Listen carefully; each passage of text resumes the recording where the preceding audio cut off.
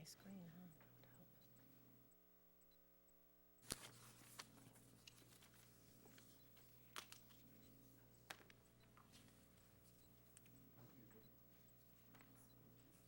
I think she might have some things for me. Turning off.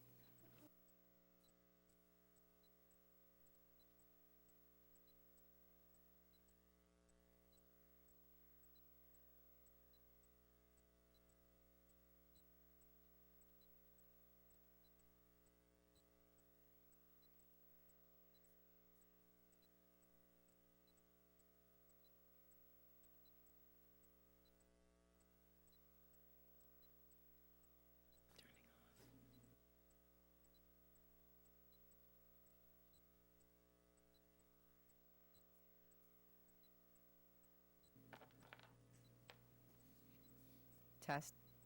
Is it on? Okay, test, test. I'll just assume it's on. Good evening and welcome to the November 2nd meeting of the West Sacramento Planning Commission. Tonight's agenda is available on the counter along with request to speak cards. There we go. A reminder to everyone that request to speak card should be completed and turned into the clerk to my right prior to the completion of any staff presentation. For those speakers wishing to speak on items not on the agenda, but within the jurisdiction of this commission, please write the item number on your card. Please note that all speakers will be limited to 3 minutes. Please also note that this meeting is being recorded and televised, so all speakers, in order to be recognized, must be called on by the chair and come forward to the microphone right here. Speaking in public may cause some individuals to be uncomfortable, so everyone is asked to be professional and respectful at all times. We will begin with a Pledge of Allegiance led by Commissioner Lepore.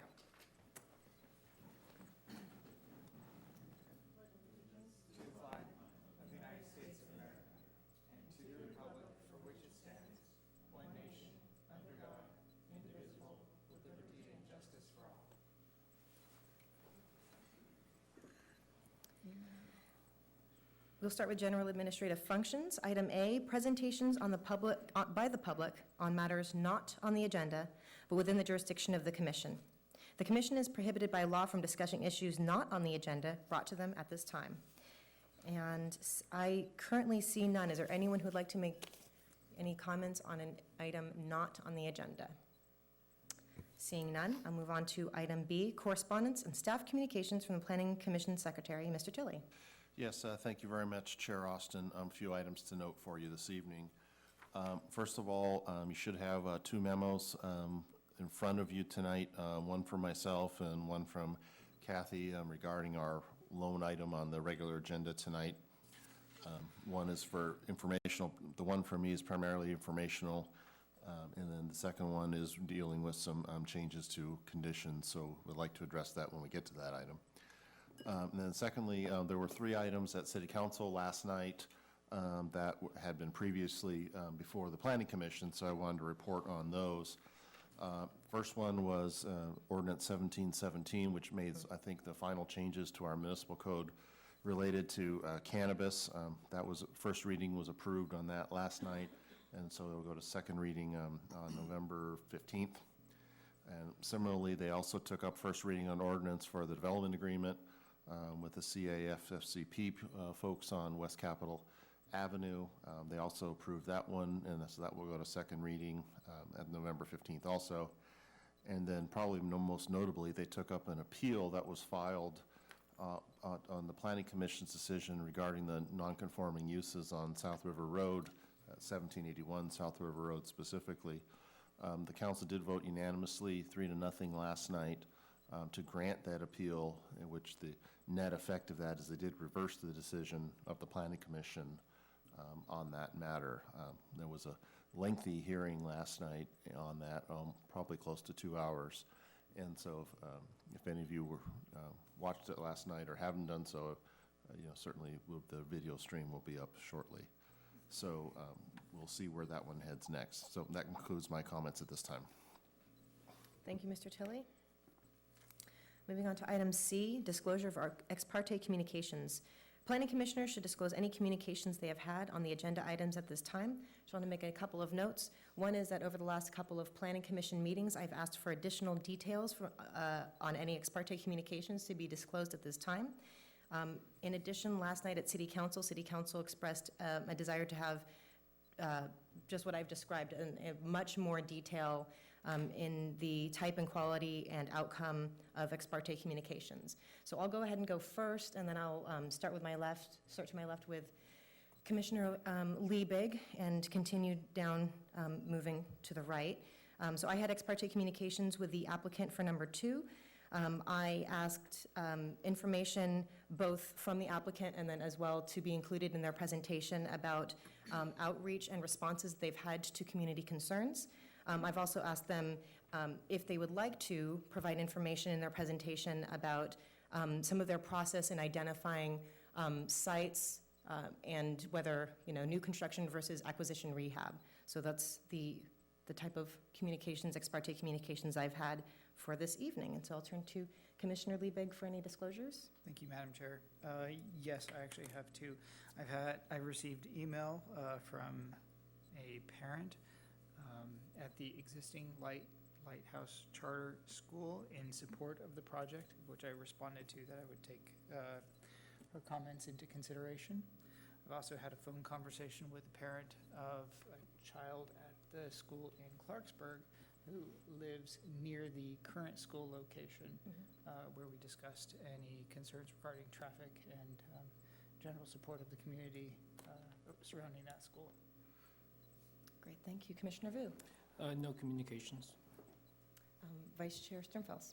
I have not had a recent conversation with the applicant for agenda item 2. However, when I met with the applicant, when they were previously here for their amendment to their current CUP at the temporary location, they did share with me at that time the tentative plans and a copy of the map and some basic background on how they had found the site that's before us tonight. Okay, thank you. And Commissioner Lepore. No communication. Okay, great.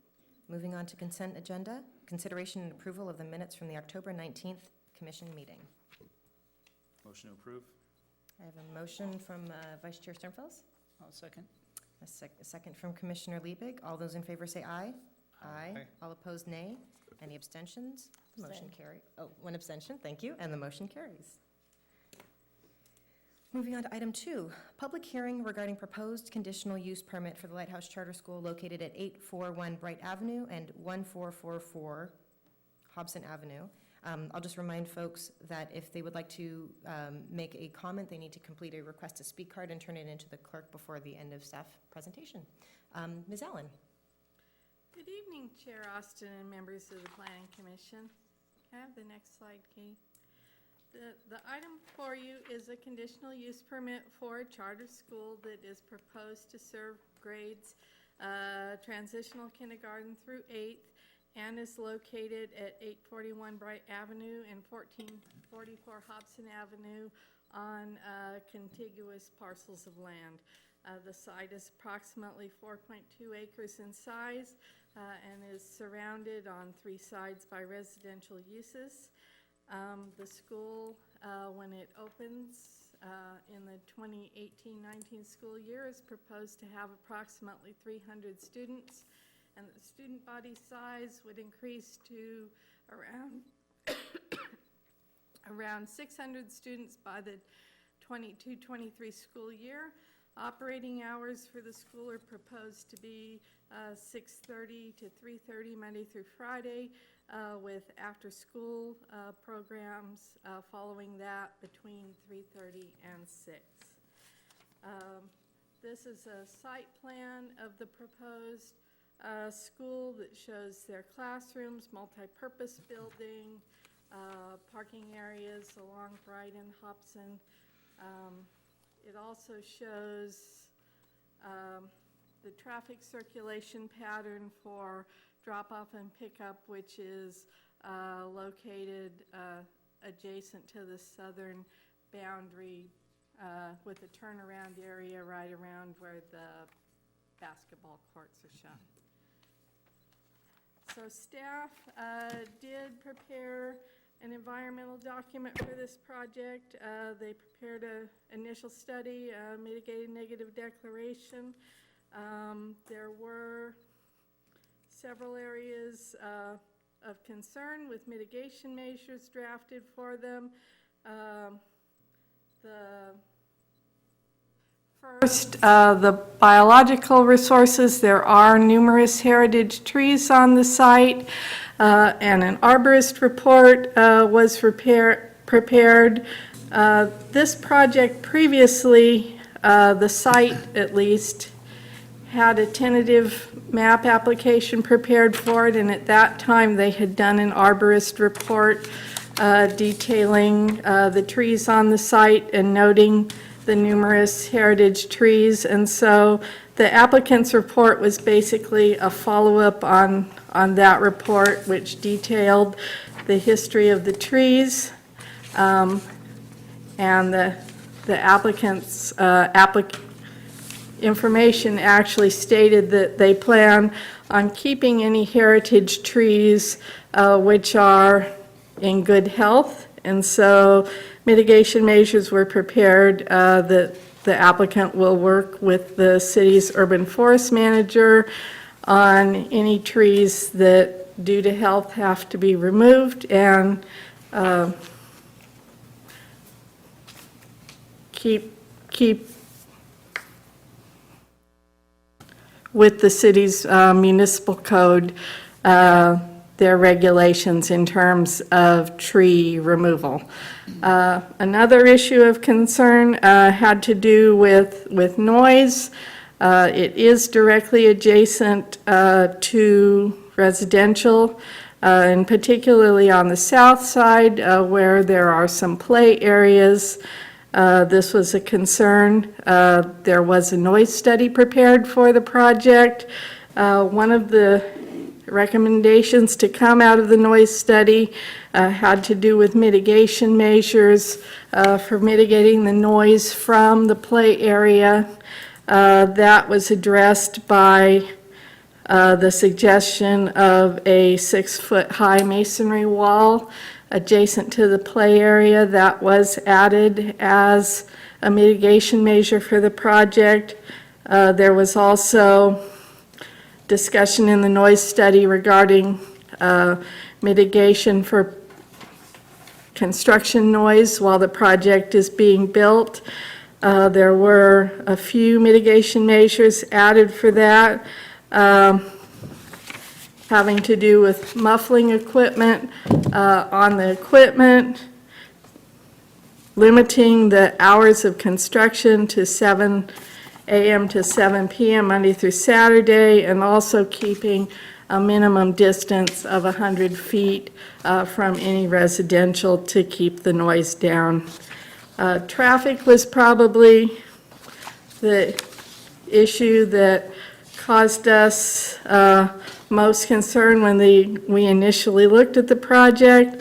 A traffic study was prepared for this project with several mitigation measures coming out of the recommendations that were listed in the traffic study. To ensure that traffic circulation and emergency access is maintained from the increased traffic to the area, it was recommended that there be additional striping at Sacramento and Yolo with the words "keep clear" to keep the intersection clear so that vehicles don't back up at that intersection. School parking zones will be established along both Hobson and Bright with signs that inform people that there's a 10-minute maximum parking during the hours of 7 to 9 a.m. and 2 to 4 p.m. And also, as a condition of approval, the applicant would be required to develop a circulation management plan for the project, and that plan will be required to include procedures for handling any issues to the neighborhood that might arise from the traffic that comes to and from the school. And also, this plan may be modified in the future to address real-world issues that might not have been considered at the time the project was conceived. The city did receive 6 comment letters from the public regarding this project. The issues The primary issues had to do with traffic, speeding, congestion, safety of children walking to school, etc. There was also a petition that was submitted, had 28 signatures, some of which were people who also submitted individual letters that basically addressed the same types of issues. Staff is recommending approval of this project. As Mr. Tilley mentioned, there was a change to conditions 16 and 17. That has to do with the fact that in terms of the undergrounding, that since this isn't a tentative map, since it's only a use permit, the undergrounding actually cannot be required. So that is why Development Engineering asked us to change those conditions. The applicant is in the audience and has a presentation for you regarding their project. That concludes our presentation. We can answer questions now or after the public hearing. Thank you. Thank you very much, Ms. Allen. As an order of events, what I'll do is I'll take questions for staff from my fellow commissioners. We will open the public hearing, starting with a presentation from the applicant. After that time, we will have public comment period. People who come to speak will have a 3-minute limit, and to keep things fair and equal, I will cut you off at 3 minutes. Just you'll have a little light, have a little warning. You'll know that it's coming, and then I will close. Well, I'll keep the public hearing open. Provide an opportunity for commissioners to ask questions of the applicant and also folks from the public, and then I will close the public hearing and we will come to a decision. So I will start with questions from my fellow commissioners for staff. Commissioner Lepore. I'll wait for the presentation. Okay, Mr. Sternfels. Just one follow-up question for Ms. Allen on the memo regarding deleting condition 16. You mentioned that because it's not a tentative map, the undergrounding cannot be required. I just want to clarify that. Is it something that cannot be required as part of a conditional use permit, or that the engineering division is requesting that we remove? I just want to make sure the commission understands whether or not that's an issue that is on the table or not for discussion. It sounded to me, and Kathy, you can correct me, it sounded to me as if the engineering staff had concluded that there was not a sufficient nexus to require undergrounding of improvements. Yeah, the map act and our municipal code, in terms of if we had a subdivision map in front of us, provides that clear provision, but not on a use permit. Okay, thank you.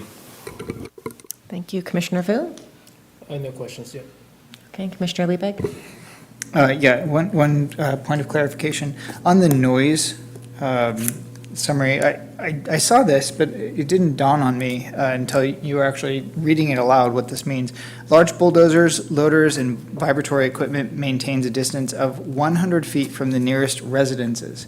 Are we considering that to be a property boundary, or are we considering that to be buildings? Property boundary. Property boundaries, okay. I'm actually using that little scale on the map, and as I'm drawing this out, and just to clarify, if I put these on the property boundary, they can't use large bulldozers, loaders, or vibratory equipment on the property because the property is only 230 feet wide.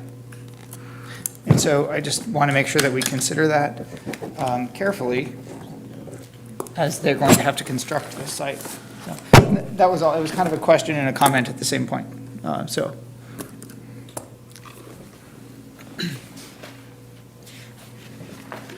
Oh, thank you. That was it.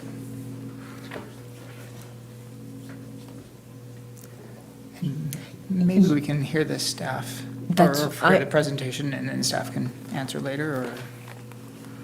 Staff, would it be possible for us to hear the presentation from the applicant, or do you want to give you a minute to work on that, or do you want to provide a? Do the applicant presentation. Thank you. With that, I'll open the public hearing. We'll hear from the applicant. And for both the applicant and for folks who are providing public comment, please be sure to introduce yourself, and if you have an affiliation, such as if you're a resident or representing an organization, please let us know that as well. Good evening, my name is Steve Lewis, I'm the superintendent. There's a little button on the base of your, And could you actually lower that a little bit? It's like super high for some reason today. There you go, I've been made fun of my height my whole life. And No, there you no, go, right it's there, okay. right there in It's public normally record. about a foot shorter. Thank you. I used to be so much taller. My name is Steve Lewis, I'm the superintendent of River Charter Schools. So one of our schools, obviously, is Lighthouse Charter School here in West Sacramento.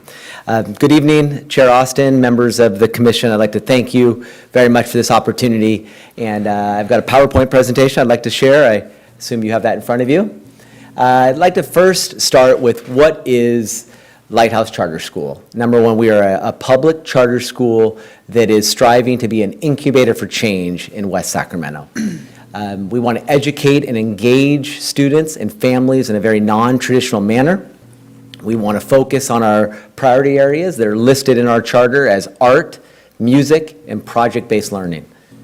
We're going to utilize our West Sacramento and surrounding community, and specifically our big partnerships we're working out currently are California State University Sacramento, our local and state government, local farm connection through our Clarksburg farmers, and I'm currently involved in the BBCAN, the Broderick Bright Community Action Network. The picture, I'll just go back to that. That picture right there is obviously President Robert Nelson of the university, and on my left, that is the new dean of the School of Education, Dr. Sasha Sidorkin, who will be speaking today during public comment. Number one, I think the most important thing I want this commission to understand, and what I've said several times as I've stood before you, number one, my goal is for Lighthouse Charter School to be a community school that will contribute to this neighborhood.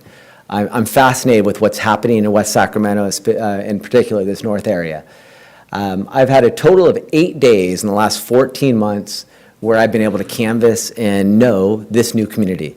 It's always been very important for me to understand who our community is, and over that past 14 months, hundreds and hundreds of visits with myself and with members of our school community.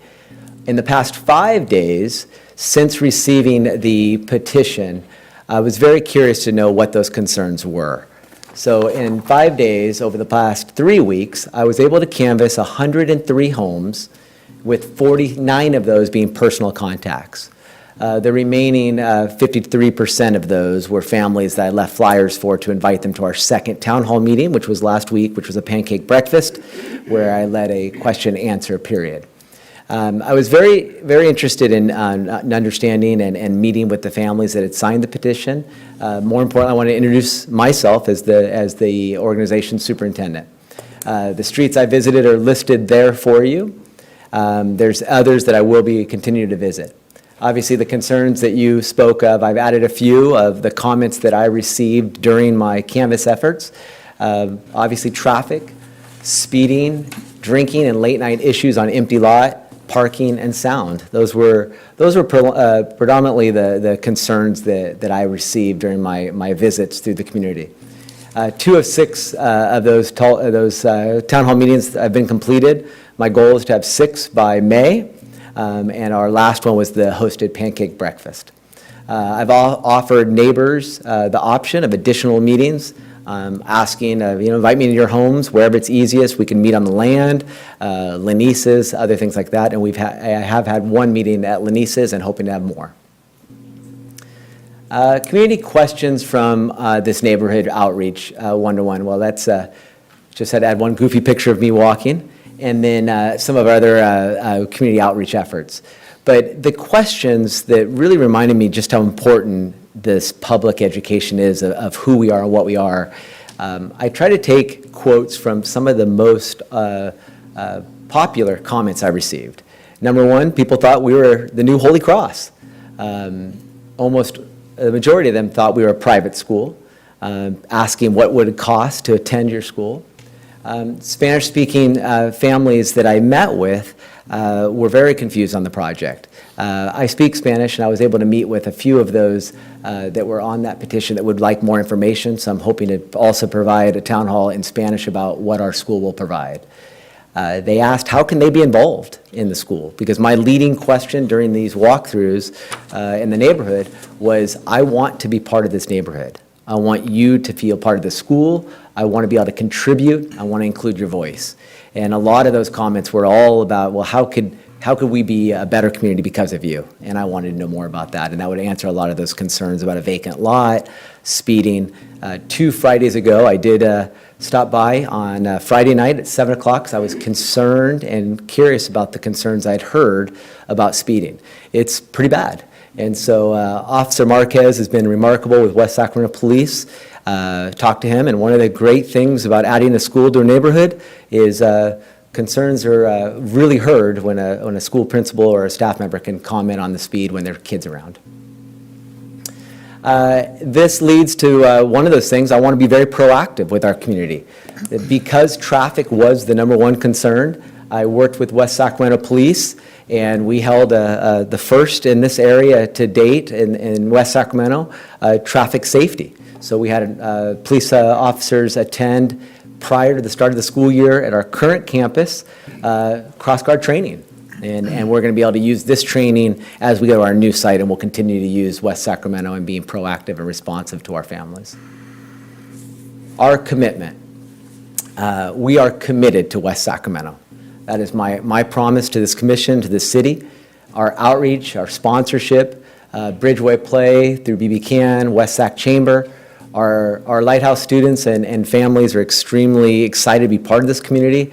Some of those pictures are outreach efforts with principal chats that I have, that our principal has.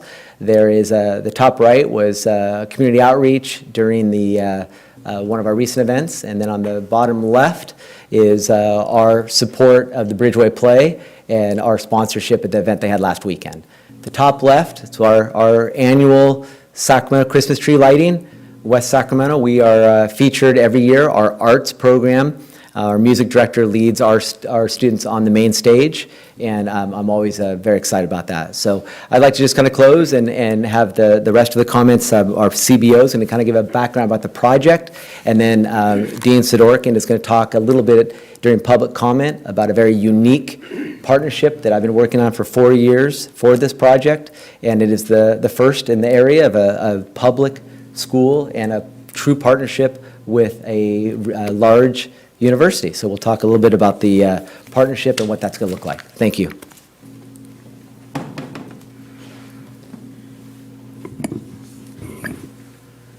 Well, good evening, Chair Austin and members of the Planning Commission. Thank you for this opportunity to speak. I'm Peter Stone, the Chief Business Officer for River Charter Schools, and we're seeking approval to build the permanent school home for our Lighthouse Charter School on the land at Brighton Hobson, as we've heard. We believe this is of great importance to the community, as well as the students and families we serve. We looked at many sites and buildings all over the northern part of West Sacramento, which is the area we're seeking to serve and is approved by our charter authorizer, Washington Unified School District. We would have been happy to locate in and renovate an existing school site, and we did approach the district about co-locating at an existing school site, but we were told there were none available. So many of the buildings we looked at were very challenging to locate a school in. They weren't zoned for a school, they were too close to railroad tracks, they were industrial complexes, etc. So when this site became available in the heart of the area we were seeking to serve and able to be a neighborhood school, we chose it for the new school facility, and we're excited to do so and delighted to find later that it fit right into the city's general plan guidelines. We spent a great deal of time to make sure that the plan we are bringing to you tonight is well developed and takes care of best practices in the development of this free public charter school to serve its students. As we've worked with various experts to conduct all sorts of studies, traffic, noise, air quality, cultural, biological, etc., we sought to make changes to the project to reduce any impacts on the environment and neighborhood to less than significant. As a couple of examples, the version 12 site plan before you tonight has an extensive on-site pickup and drop-off area with over 750 feet of car stacking, and it keeps all of the beautiful large old oak trees on the site. As with our Delta Elementary Charter School, which is in its 11th year, we look forward to Lighthouse Charter School making a similar and important contribution to the community while being very responsible neighbors. Thank you very much. Thank you. Before I turn it over to public comment, I want to give staff a chance to address the question raised by Commissioner Liebig, if you're ready. We reviewed the document, and it's actually measured from the residences, not from the property lines. You have a follow-up question, Commissioner Liebig? Okay, this, I think, maybe during deliberation, we'll bring this up as it's Okay. going to still be consideration. Okay, great. I'll go ahead and start with public comment, and then I'll turn it over to questions for my fellow commissioners. So I will start with Jennifer Perez. On deck is Marcia Tarico.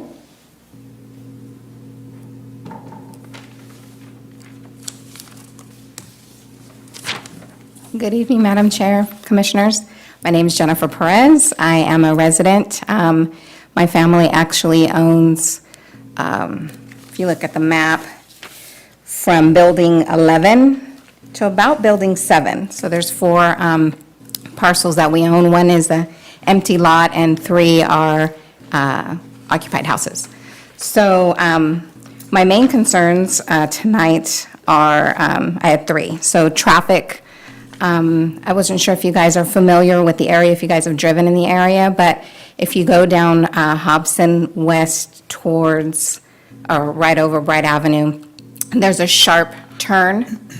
And if I was reading in the staff report, talking about some new striping and signs being put up at YOLO and, is it Hobson? About- Sacramento. Yellow Okay, Sacramento. so YOLO and Sacramento Ave.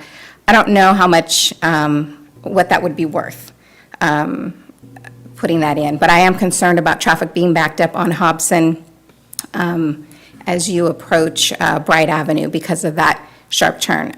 There's the way that the street comes out at an angle. If you're coming from, from the west, and you stop at Bright Avenue on Hobson, you literally have to inch your way forward in the car because of how the house right there on the corner is. So that's a major concern. It's a horrible intersection. Like the applicant said, the traffic on Bright Avenue, because it's kind of wide, goes really fast. And so any kind of backup right there is a main concern. And the fact that Bright Avenue at Sacramento is a very short street. So if people who aren't in the neighborhood are coming to drop off their kids, they're going to get stuck turning onto Bright Avenue from Sacramento. I'm really concerned about the staging area. I know the applicant talked about, 750 feet of car space available, but that butts up right against our properties, and I'm really concerned about exhaust, and there's going to be no sound wall. So the sound wall, from what I've read, is only near the basketball courts. That's a major concern of mine because I think the sound wall should go the full length of the property. It gets noisy when people are dropping off kids. Cars are going to be running. If that was your house and you were in your backyard, I just would like you guys to think about whether or not you would like that right behind you. And then just the noise. The noise is a big concern. That's most of my concerns. I know. I appreciate your time and letting me address these things, and that's about it. Thank you. Thank you. Next, we'll hear from Marcia Tarico, followed by Greg Chirico.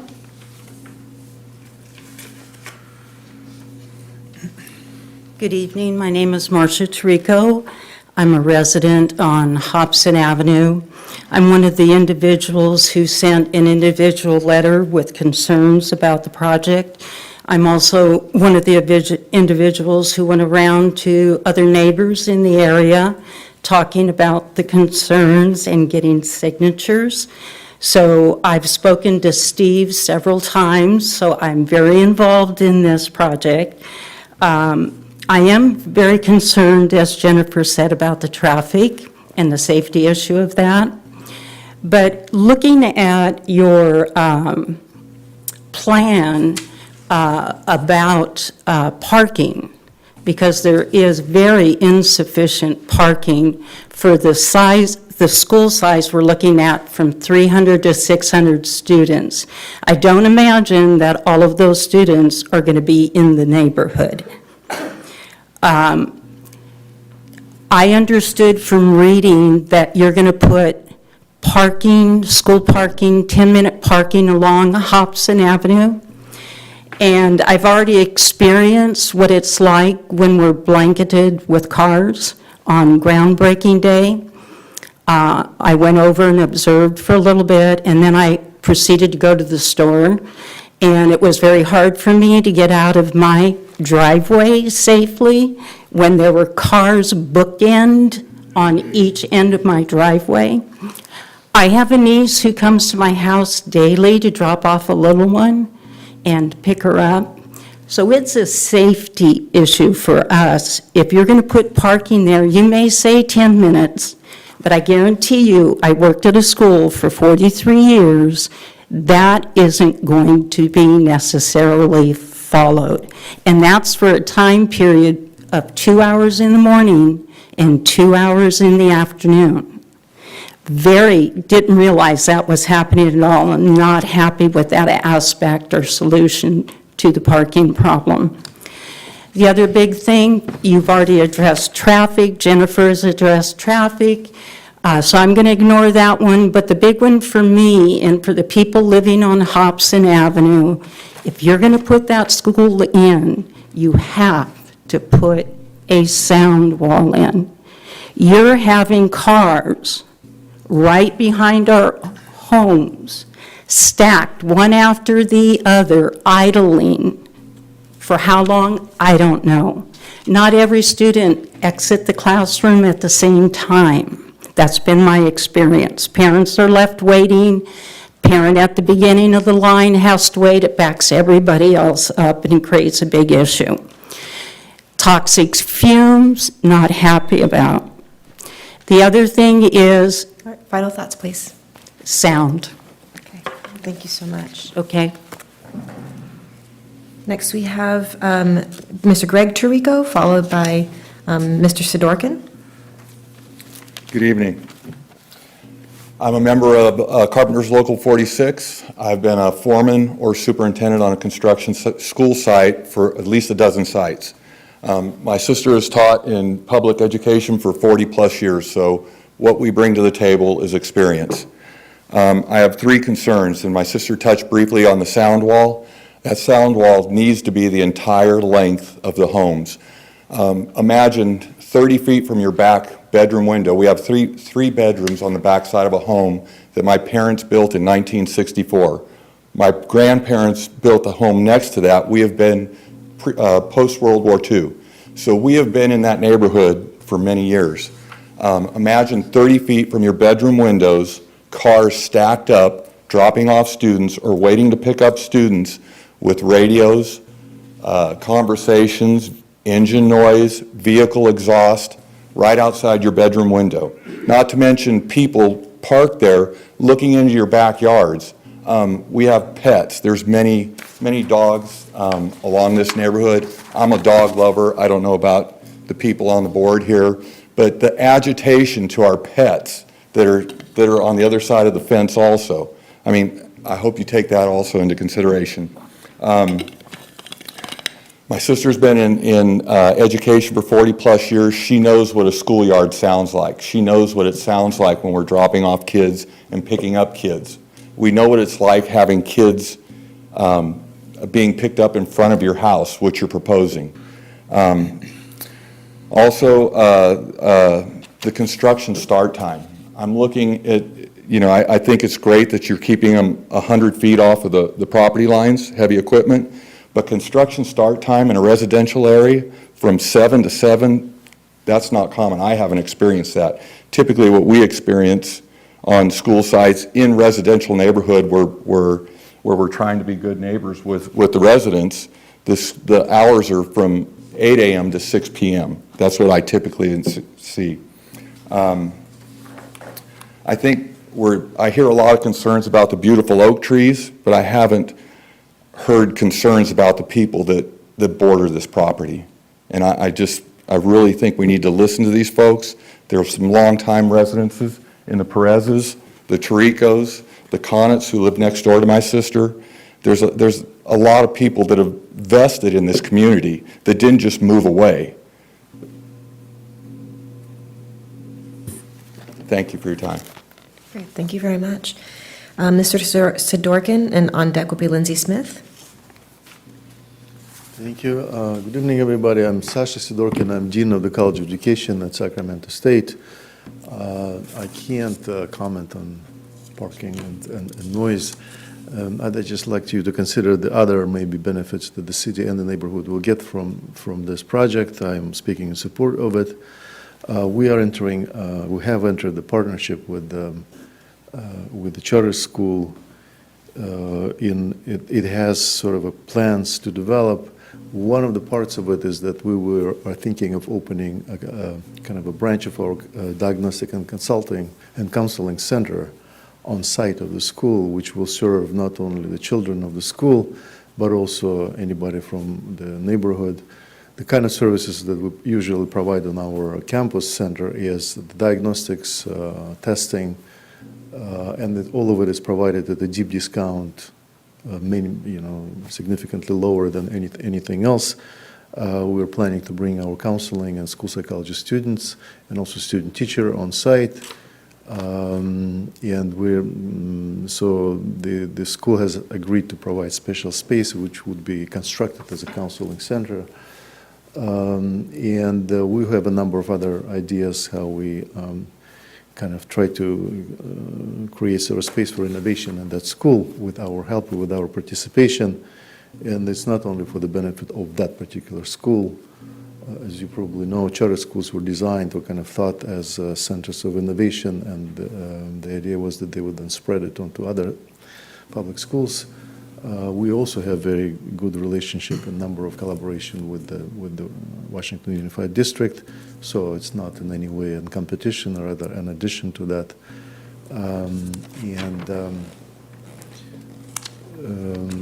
If you look at the long-term kind of situation, I think it is important for the city to have those kind of centers of innovation and excellence in education. Education is an important part of economy, any kind of economy, regional economy also, and we think it's a good idea, so I'm here to support the project. Thank you very much, Dean Sidorkin. Next, Lindsay Smith, on deck, Megan Bennett.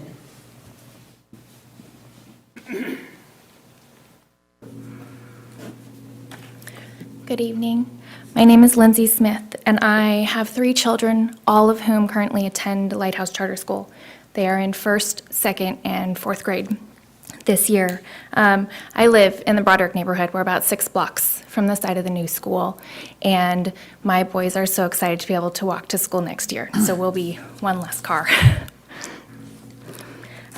Since my children have been at Lighthouse, they are always excited to go to school. They are excited about what they're learning. They're excited about art and the music projects that they're doing. They are being challenged at their own individual levels in reading and math. They're excited about their math. They're excited about the books that they're reading. Being able to choose Lighthouse for my children has given my family the chance to be a part of an amazing community. Even though we're just at a temporary site right now, every time I walk onto campus, I feel welcome. It's just a wonderful community that we've built here. And I am so grateful to be a part of this and so glad that we have been a part of this from the beginning. Thank you. Thank you, Ms. Smith. Megan Bennett, and then the last person who has filled out a comment card is Monica Avila. So if you would like to speak, please complete a comment card. Hello, good evening. My name is Megan Bennett. I'm a parent of 2 children at Lighthouse Charter School and a member of the River Charter School Board. I wanted to thank the members of this Planning Commission for your dedication to the people of West Sacramento and your willingness to listen to what we have to say.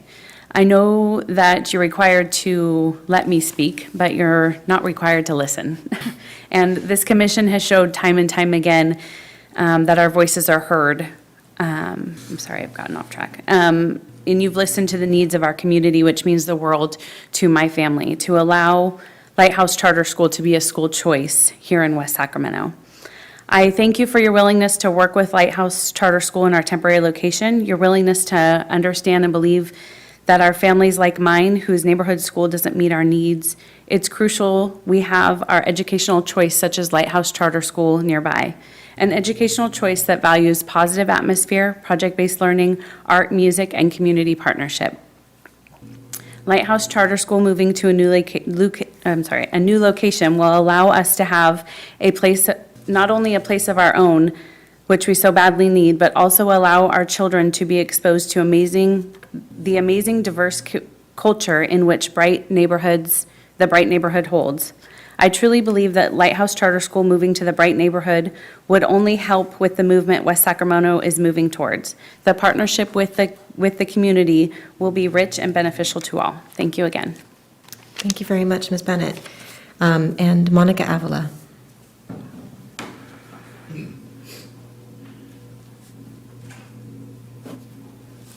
Hello, my name is Monica Avila, and I am on the River Charter Schools Board, and I'm also a parent of 2 children at Lighthouse, a 2nd grader and a 1st grader. As a parent and a professional in the field of education, Lighthouse Charter School's mission drew me in, growing leaders and scholars through collaborative culture and community. Its focus on leadership and academics is exactly what bright, eager to learn minds need in order to succeed. The project-based learning approach exposes young scholars to the importance of working hard on their own as part of a group and helps them develop the social skills necessary to be contributors in the workforce and in their community. Many families find that their local homeschool just isn't the right fit for their children, but they don't always have an alternative option. We are lucky enough to have the option to choose between our homeschool and Lighthouse Charter School. I hope that as of next fall, many other families in the Bright and surrounding neighborhoods will have Lighthouse as an option as well. If you choose Lighthouse for your children, it usually means that you have done your research. You have weighed the pros and cons and compared them meticulously, against those of the local homeschool. If you choose Lighthouse, it's because you think it's the best for your children, and that means that you're invested. You're invested in the children, in the staff, and it's the families, in the school families. You're invested in the actual school site, in the neighboring community, and in the city of West Sacramento. What do people do when they're invested with something, in something? We take care of it. Lighthouse families take care of their students, of their teachers, and of their families. They will take care of their new site, ensuring that it's always appearing, that its appearance is up to par. They will take care of the Bright and neighboring areas, ensuring that people feel heard and are safe. As a result, allowing Lighthouse Charter School to move to this neighborhood will be a benefit to the community and to West Sacramento in general. Thank you. Thank you very much, Ms. Avila. And with that, that's the end of the public comment. I will leave the public comment period open as I turn over the discussion to my fellow commissioners. I will start on my left with Commissioner Liebeg. Thank you. Thank you, staff, for pulling together this packet, and for everybody out in the audience who came out to speak tonight. Try and be efficient as we go through this, because I think these can sometimes take a while, but being appreciative of everybody's time, I'm going to be the first one to admit sometimes I'm the longest winded. So one thing I want to say right off the bat was I've observed this school being aware of concerns of the community. This is an existing charter school. They're just moving a location, or they're requesting to move location. I've watched them be proactive in addressing concerns, and I feel that they'd continue doing this. With that, I have some concerns as well, and I think the members of the community brought up several concerns that I think we need to discuss tonight. Some of those concerns involved traffic, I think mostly with circulation, but then with the stacking during the drop-off and pickup and parking. So I did have a question for the applicant. If we could talk about the stacking, Mr. Lewis, can I ask you some questions? It took me a little bit to figure out how the stacking was going to work. For a second, I actually thought you were going to go through the parking lot, but then the stacking is actually going to go, into the property around the basketball courts and then back out. So on that note, don't kids usually have like play time before class? So after they get dropped off, there's usually like a period of like 15, 20 minutes or something like that, where there's playtime.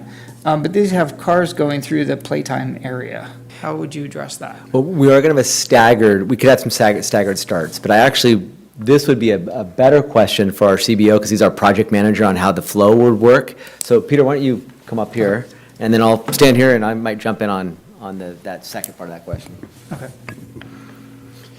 So one of the interesting things about this layout with the stacking next to the fire lane is we actually saw it in action at Woodland Christian School, that has a property that's laid out pretty similarly to this one, that it's kind of very long and narrow, and the gates open up at the appropriate time, because the campus, because of security, needs to be locked down during the course of the day. So there won't be cars coming in and out of that area once the drop-off is complete. So the gates will open in the morning. They will be monitored by staff, and the cars will come down the lane. And as you notice, there's Sorry, could you specify what time you're intending for the gates to open? Is that like 8 a.m., 7 a.m.? We're usually a half hour before the start, as we do at both campuses currently. So that would be what time? If start is 8:30, it'd be 8 o'clock, yeah. Okay. And so to make sure that we were dealing with, one of the things we did is we worked with our architect and the fire marshal, was to say that the loop, that's the fire loop that goes around the basketball courts, the cars would not stack in that loop, but would stack along the lower portion, and then come around that loop and back to right by the school, which is where the kids would be dropped off. But they're still going through the basketball area. Yes, and so clearly, when the pickup and drop-off is happening, they will not be using the basketball court. Is your question whether there is an alternative play area for the kids before school? Maybe that would be something for That's you the to next ask. question. Absolutely, Okay. absolutely. So usually, almost always in a school like this, when you're going to have many kids come at different times, the play area is going to be far less. So we don't even use much of our play structure at our Clarksburg campus in the morning. So we keep them contained because there's fewer kids on campus at that time because of busing or drop-offs right at 8:30. So we don't need the total play space from the drop-off time, because the entire number of students aren't there at that time, if that makes sense. So okay, kids get dropped off. Right. Where do they go until their classroom opens up? So, why don't you explain where that is on that play area? So it would not be on those basketball courts, obviously. Well, one of the things is the Building 11, which is the multipurpose room, would be a logical place. There's above the basketball courts is also the area that has the playground equipment, and then between. The oval? Pardon? That oval space? Yeah, That's that oval space, exactly. And then to the left of that oval space is open space as well, along down the fire lane towards Building 10. But Building 11, until it gets built, which may not happen, at this time, will be an open field that could be used, and once it's built, then it can be used inside. Sorry, which building won't be built? Building 11, the big multipurpose room in the lower right corner. Good, that gets to one of my other questions, but the other thing is, there's that fire lane. Just to be clear, that fire lane stops at the property, right? It doesn't go through? Go through where? To Excuse me. the street on the other side, because there's a house right there, I believe. Yeah, no, it doesn't Okay, go so through. it's meant to stop. Yeah, it purposely stops, but so they can get within 150 feet of building 10. Okay.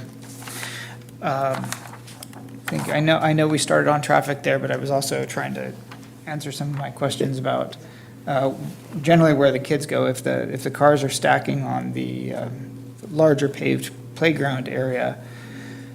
And if I could, just make one clarification to one thing I said.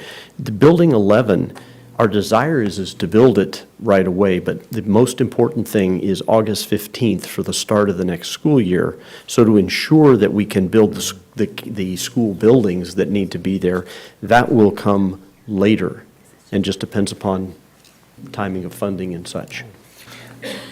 Well, if that's the case,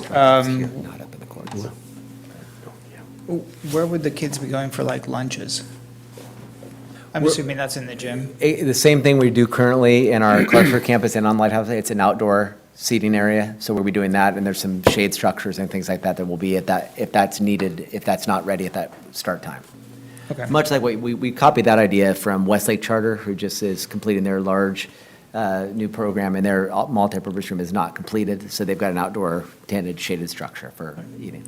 On the traffic note, I did hear, the concerns about parking. I counted about 49 spaces. I'm sure it's in here somewhere, how many there are, I'm not worried, but given that it's a K through 8, I don't expect too many additional people other than teachers and staff and some parents here.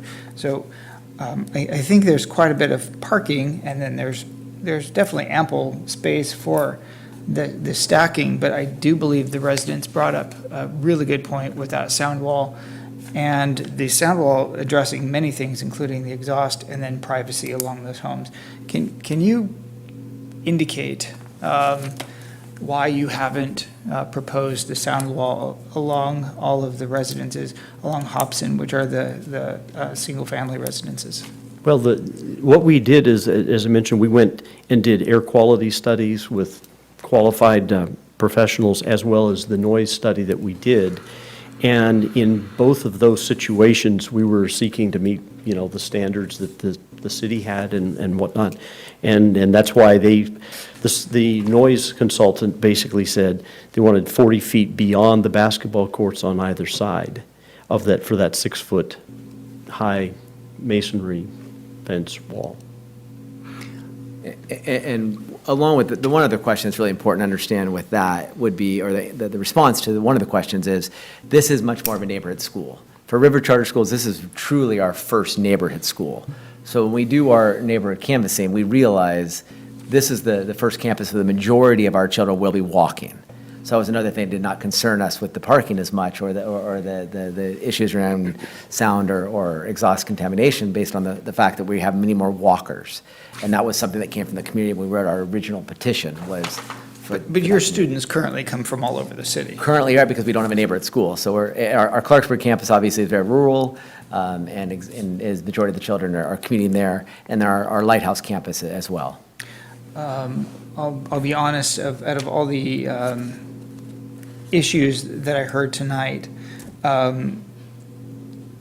extending that wall addresses 3 of them, and the biggest ones. So what I'm going to be interested in is, 1, hearing if there's agreement, and 2, hearing whether or not the school would consider that, or if that's cost prohibitive and a deal breaker. Otherwise, the rest of them, like, I think, lighting being addressed is helpful. Having the sidewalk improved along Bright Avenue is going to be a super improvement. I love the trees out there, so I'm very happy that you're keeping the heritage, specifically the heritage oaks. And in general, I think the community is going to benefit from the school. And in talking with some of the neighbors of the other school, and we've heard them in prior hearings, everybody seems to appreciate this school, and the neighbors do get along well with the school at the current location. And so that does play into my consideration as well. I'm sure there's more, because there was a lot of comments, but those were my main points. And so hearing what your thoughts on the wall would be I'll start with that, and then I'll let Peter say, I'm sure, pretty much the same thing. I would most definitely say, I mean, you will notice that in one of my approaches is I want to be extremely cooperative and working very tightly with our neighbors. So absolutely, I mean, our project manager that we work with, that works directly with Peter, will take this back, and we will absolutely consider it. I think that was one of the reasons why, when I was canvassing and asking our neighbors, what is it they most want from us? In my canvassing efforts, I think I mentioned there was close to 49% of the 104 homes, overwhelming support of what we could bring to the community. But that was with this understanding that we will work together. So absolutely willing to consider it, and we'll take that, obviously Peter will take that directly to our project management team, and if you want to stay. Yeah. I'm gonna, not to throw a wrench in it. Tonight is the public hearing regarding proposed conditional use permit, which means we are making a decision tonight, or we're continuing, and I'm not sure how you feel about that. Those are our options, is to make a decision tonight or continue. So that's a lot of pressure, I know, on you. So, most obvious is the timeline. I mean, we've worked with this community for several years, and we've got a commitment to open the school in August of 2018. The other, and I just want to thank you. Those were all of my, those were all the important comments and questions that I had. Thank you again for your presentation. I'm going to kick the next one to the commission, and just note that they're going to need tractors. So we're going to have to address something, and we're probably going to have. Sorry. So Commissioner Liebig, do you want to do this after the public hearing, or do you want to do this now? I'm open either way. I'm actually just kicking it to you guys for consideration in your comments. Okay. And then I'll be done. But we need to consider the 100 feet and the tractor issue, and whether or not how we can deal with that. That's it. Thank you. Thank you very much. Commissioner Vu. I appreciate hearing that you guys will consider the sound wall. I think that was a major concern that's been raised, and it was something that stuck out to me as well, hearing the comments from the residents that live nearby. Maybe this question, is more appropriate for staff, but I'll just toss it out there. Speeding apparently and traffic has been an issue in that area for a while now, even before you guys have started considering opening in that location. What are some traffic mitigation plans around that area, around the city streets around this location?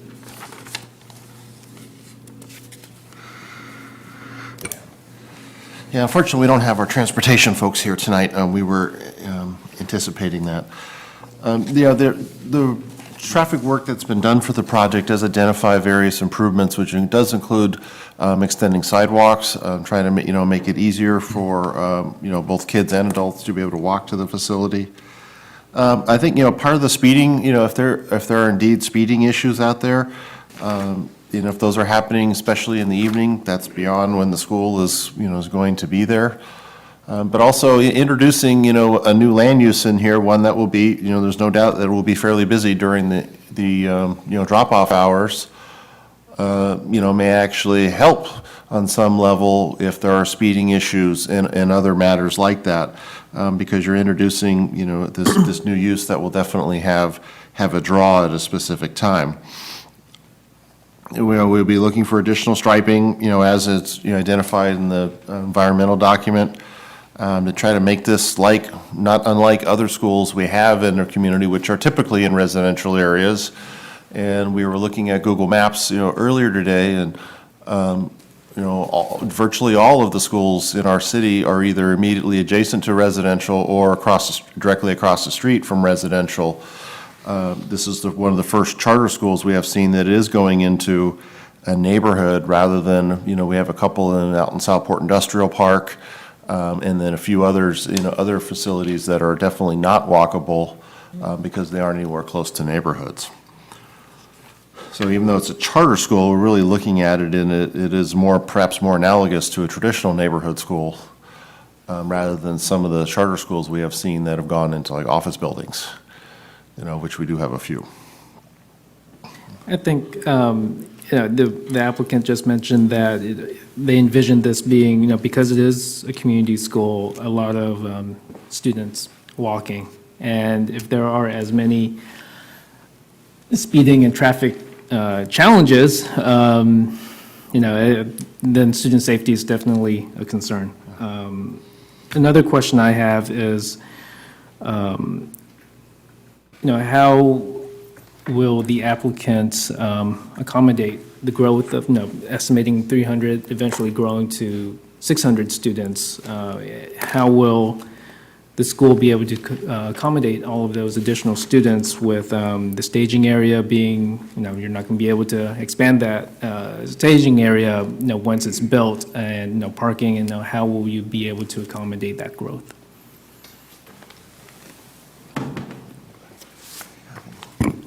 When the traffic study was done, the parking for staff and the drop-off and the 10-minute parking along the Bright and in front of Hobson, only in front of the school itself, that was predicated upon not day one, but when we had 600 students. So all the study was basically looking at it at that point, which is why we wanted to be very clear. 600 is what we were authorized by the authorizer, and that's what we had them do the studies to. Thank you. No more questions. Great, thank you. Vice Chair Sternfels. First question for city staff. In terms of design review, what level of review will city staff have in, I know with the exception of Building 11, I understand that all the buildings on the site are going to be portables. Is that, so does this follow like a normal building review process as far as design standards, and how is it different because it's portables? Or is it different?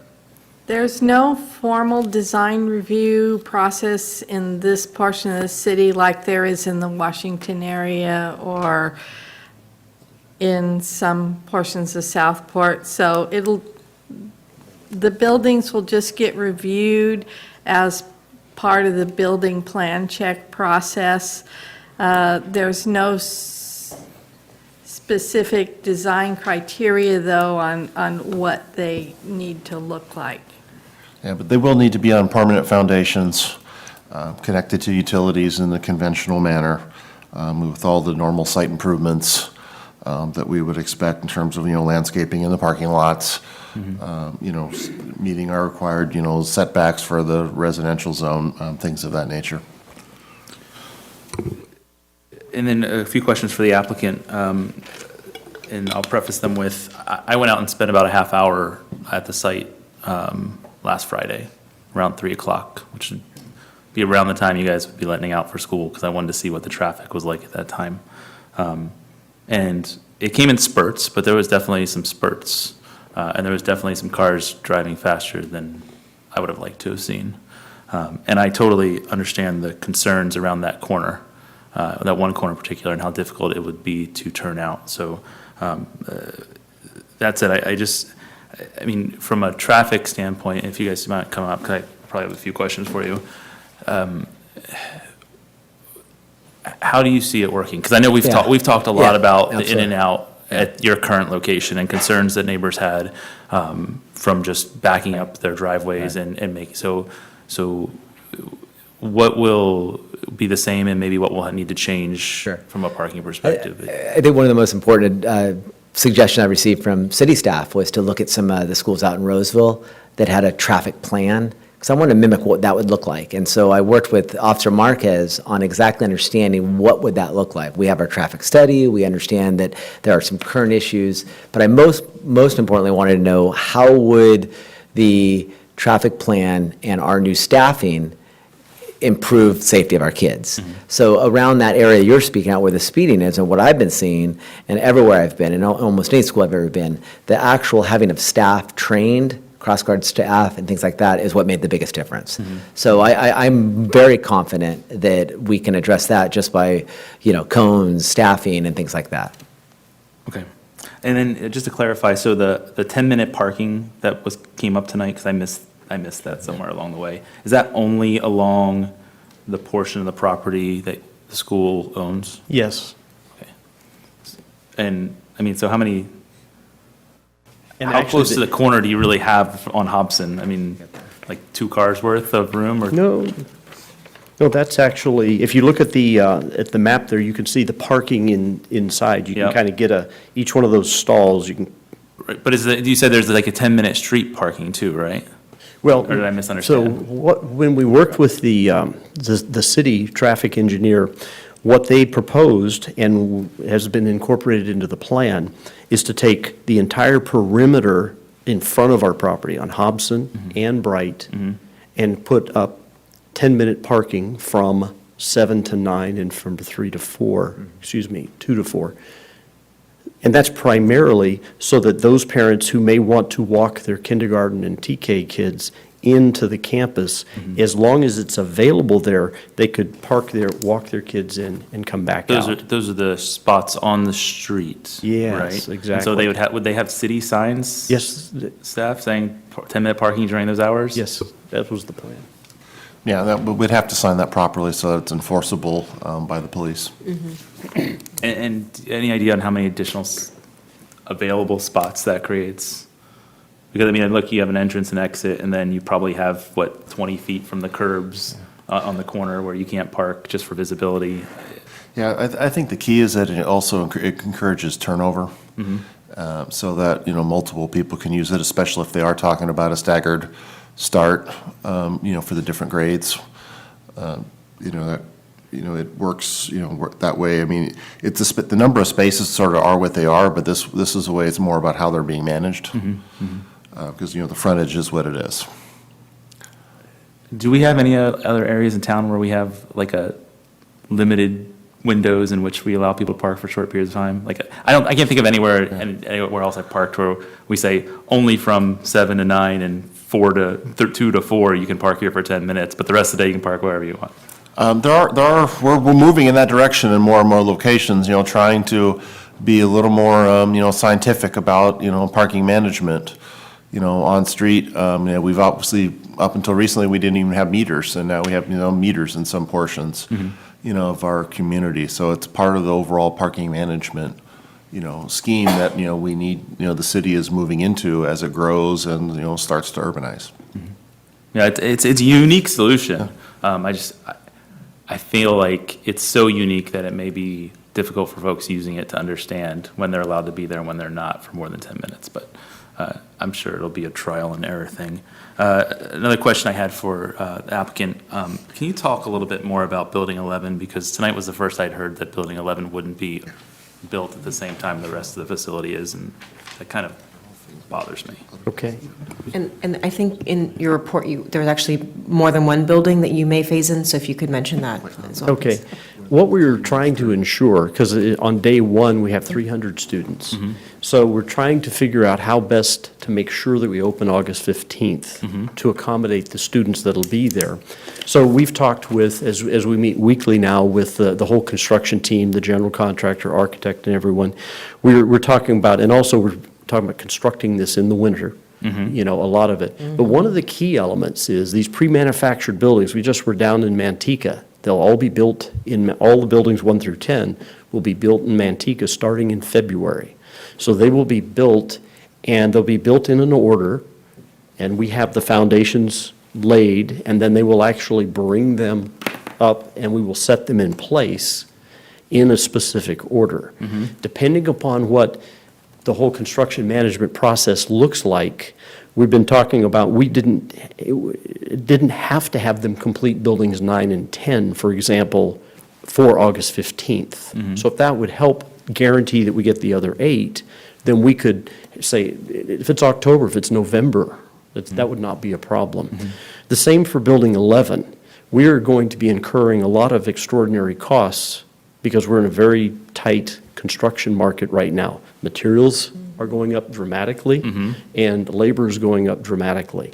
And so the only way that we could ensure, because we're also simultaneously having to borrow the money to do this, because we don't have a general purpose bond that is coming to pay this. We're having to pay this with a long-term debt. So the way that we can ensure that the project gets done and it doesn't go halfway is Building 11, we have in the budget to do that building. But we may, it just depends upon what the entire project ultimately costs and the cost overruns and such. So the idea. I just want to clarify one thing. Is it your intention to build it eventually, or is it maybe you'll build it? I think that's a really key distinction. Okay, our intention is, we've got it budgeted in right now. But as we look at both the financing criteria, in January, the bonds will get funded. We don't know exactly at this point in time what the bond rating will be. We don't know exactly what the dollar amount will be that we obtain. And the thing that is at play here is Building 11. But my point, though, I think, and I don't mean to speak for you, but I think the question is, you intend to build this building, whether it happens August 15th or that year or the following year. Sometime. I'm just saying, it's important for us to hear that, because I think It's there's. critical that it's there, especially for our middle school, Right, obviously. right. Clearly, absolutely. But in any event, the whole concept of the permitting process is it's a very different process that the buildings that are pre-manufactured go through. They go through the State of California Housing and Community Development Department. They will be both plan-checked and inspected in the factory by that organization. These buildings are, to the design question, they're designed to be Division of State architect to the standards that all schools are using. So those will all be done, and if we take a full stick-built Building 11 and put it on the exact same timetable, then we've got a big problem, because we won't hit the August 15 deadline. But if we take it and put it as the phase 2, then we have the opportunity to make that happen. So, here's my concern, and I totally understand everything you're saying. Our town has been challenged with a project before that promised to build a phase 3 and then never, once phase 1 or 2 are done, decided they no longer wanted to build phase 3. And the time that we should have dealt with that was in this moment. And while it's not a question of whether your intentions are, it's a question of how do we protect the city and ensure that what's before us tonight is actually what is built in the community first. And second, my other concern is, if not everything's getting built at once, you've now created a long-term nuisance for the residents, which many of whom are here tonight, mostly somewhat based on, at least one concern based on construction noise and sound that they don't want to have to deal with for too long. And so if we're talking about now possibly multiple years of construction, and then having to do that construction after most of the facility's built, I think it makes me concerned that it will get built. And candidly, it's the only permanent asset on the site, right? Everything else is going to be modular. So it is the one building that is a permanent asset fixture on the site. And so having it built last to me is kind of like if that thing doesn't get built, then we really truly have just a school of modulars. And it was one of the parts of the project that I was most excited about, because it was a permanent investment in the location. Well, and I think one of the interesting questions that we had first when we talked about financing this over 35 years was, would bond investors be interested in pre-manufactured school buildings over that long a period of time? But they're being built to complete metal frames, moment construction. I don't have a problem with the modular construction for the rest. My concern is that we approved tonight, and buildings 1 through 8 get built, but your enrollment numbers don't pan out the following year, and then it's 5 years later before 9, 10, and 11 get built, and it's not exactly what we envisioned seeing in the order we did tonight. Because what I envisioned looking at the plans is that August 15th, that this entire project would be complete. And I don't think that's either realistic at this point. So I guess my question for my fellow commissioners is how, I'd at least like to explore it at some point after the public hearing. How do we ensure that this project gets built completely?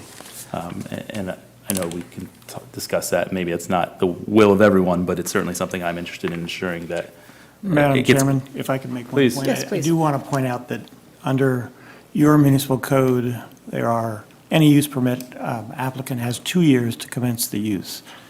So their goal is to have it done by next summer, but they have 2 years under your ordinance. But they could decide not to build a portion of the project, correct? They could. But that's true of any project. I suggest that we have the discussion while the public hearing is still open, however, because there's a question that's going to have to be asked of the applicant. Sure. So as a conditional use permit in 2 years, if the project's built, will it need to come back to us again? I'm sorry, what was the question? Because this is you said it's a conditional use permit. Correct. They have 2 years. Does that mean every 2 years we're going to see this item again? No. No. They have 2 years to commence the use.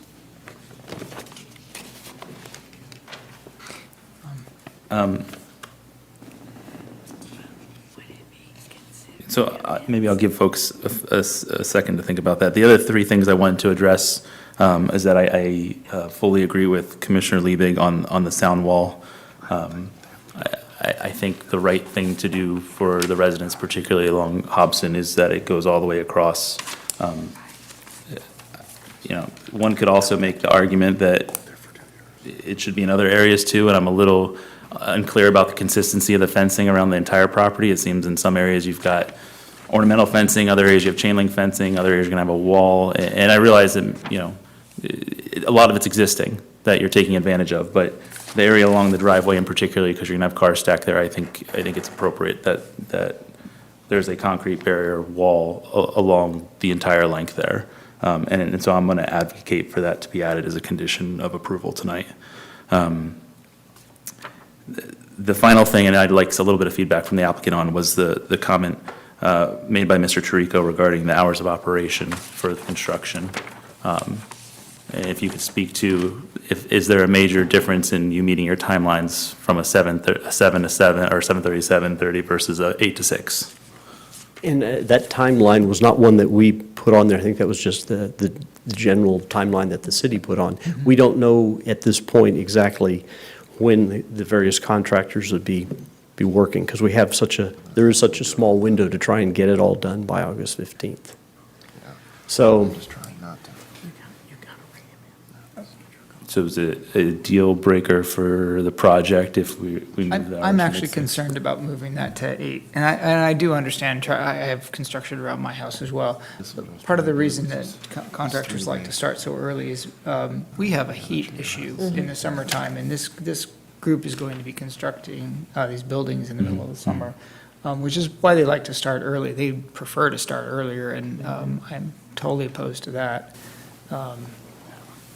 But for a short construction period, I'm just a little hesitant to push that back to 8 a.m. before somebody can swing a hammer. Yeah, no, and I think that's something we should discuss when we deliberate. I'm just interested in hearing from the applicant how important it was to them. well, from us, we don't know exactly what the requirements are of the various different contractors.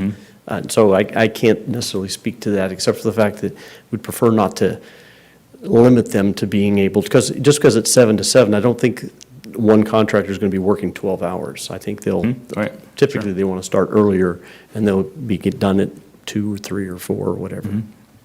Okay. I have an additional question for city staff on the traffic issue.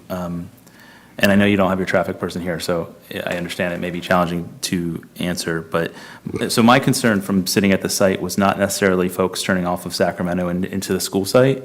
It was once they've dropped off their child leaving, and the likely backup that would take place on Bright at the light at Sacramento. And so I'm wondering if anyone's from our traffic team weighed in on that piece in particular, and if there's changes to like timing of the light we need to make or something else. Because it is a relatively short stretch, and there's 2 other streets that, Bright turns, there's turn-offs onto Bright, so you're gonna have to have some spacing there to keep those areas open. But there's not a whole lot of room for cars to stack on their way out of the school onto Sacramento. Yeah, the traffic study did evaluate that intersection, both the project level and the cumulative plus project. even at cumulative plus project, it does not exceed our thresholds in the general plan. Table 8 refers to cumulative plus project peak hour intersection levels of service. The level of service does decline somewhat, but it does not go below our thresholds, which is still level of service C in this area, which is a very conservative thresholds. Level of service C is minimal delay.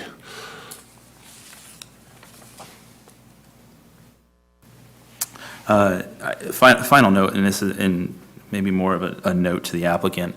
One of the things I saw consistently in the letters was a feeling from residents that the project was a done deal before this decision was made. And I wanted to address it tonight because we were invited to a groundbreaking for your school at that site. And I realized the thought process on your end was probably it's the beginning of the school, your base is interested in coming back to school, a great way to kick off the year. But I think for some residents, they really maybe felt like they weren't really being heard and listened to.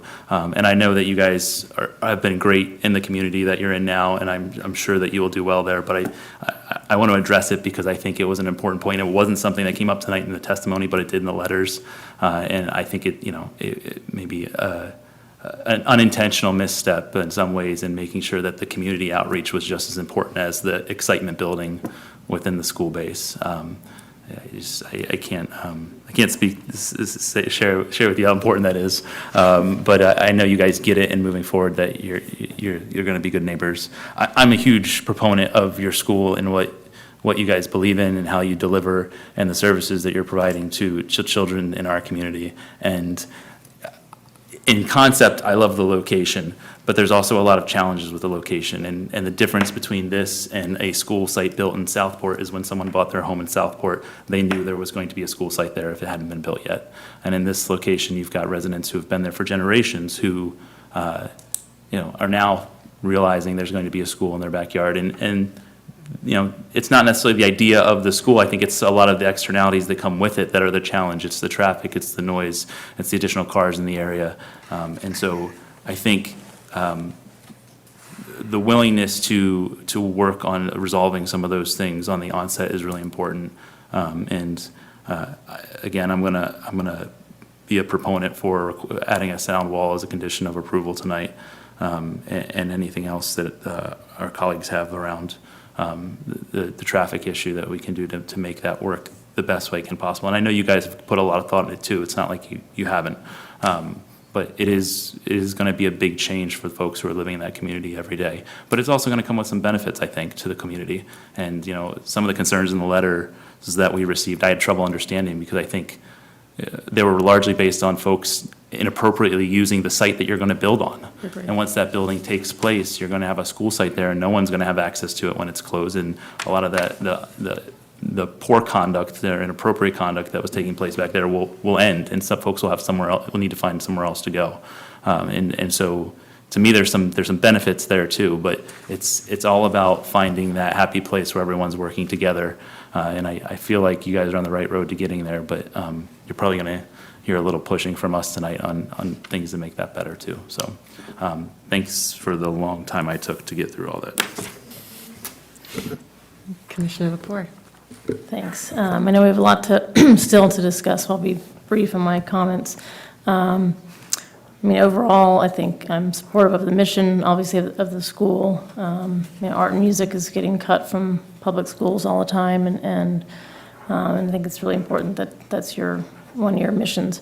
I do, however, am anxious to discuss the sound wall as well, and see what we can get, accomplish there, and as well as the traffic. Sound like that, I think with more, as you mentioned, with staffing and cones, that would be mitigated, but the sound really is an issue, so leave it at that. Thank you very much. Appreciate the comments of my fellow commissioners. I think they've been really thorough and insightful. So I'll start off with a couple general comments and then move on to some more specifics. I think it's really important for us to understand that the inconvenience of a few really shouldn't supersede how how important this asset is going to be to a community. Two things that are really on the top of my mind are not just the ability for this existing school to grow in a new site, but that a very nearby school closed right in the same neighborhood, and that essentially displaced a lot of students who were there. And I think it's really important to note that we haven't made a note of is the really novel mental health program that's going to be happening on site, that's going to be available not just to these students, but to youth throughout our community. And so for those reasons, I feel very strongly about moving this forward. Preferably tonight. I would be open to a continuance, but I would really like to get this pushed forward through tonight. That being said, I think that nearby residents who submitted letters and spoke tonight brought up some really important points. And the applicant has said that they want to be good neighbors. And I think that bearing with us patiently to work through some of these details is going to be really critical. They may seem small, but in the long term, as we work over the next couple of months and the next few years, we want to make sure that the neighbors and the school have a really positive relationship. And so that's the kind of thing that we're hoping to accomplish tonight. So with that being said, looking more specifically at the letters, because I think that there is a lot of information here. I'm referencing attachment 7 in the staff report. There were many things that were raised.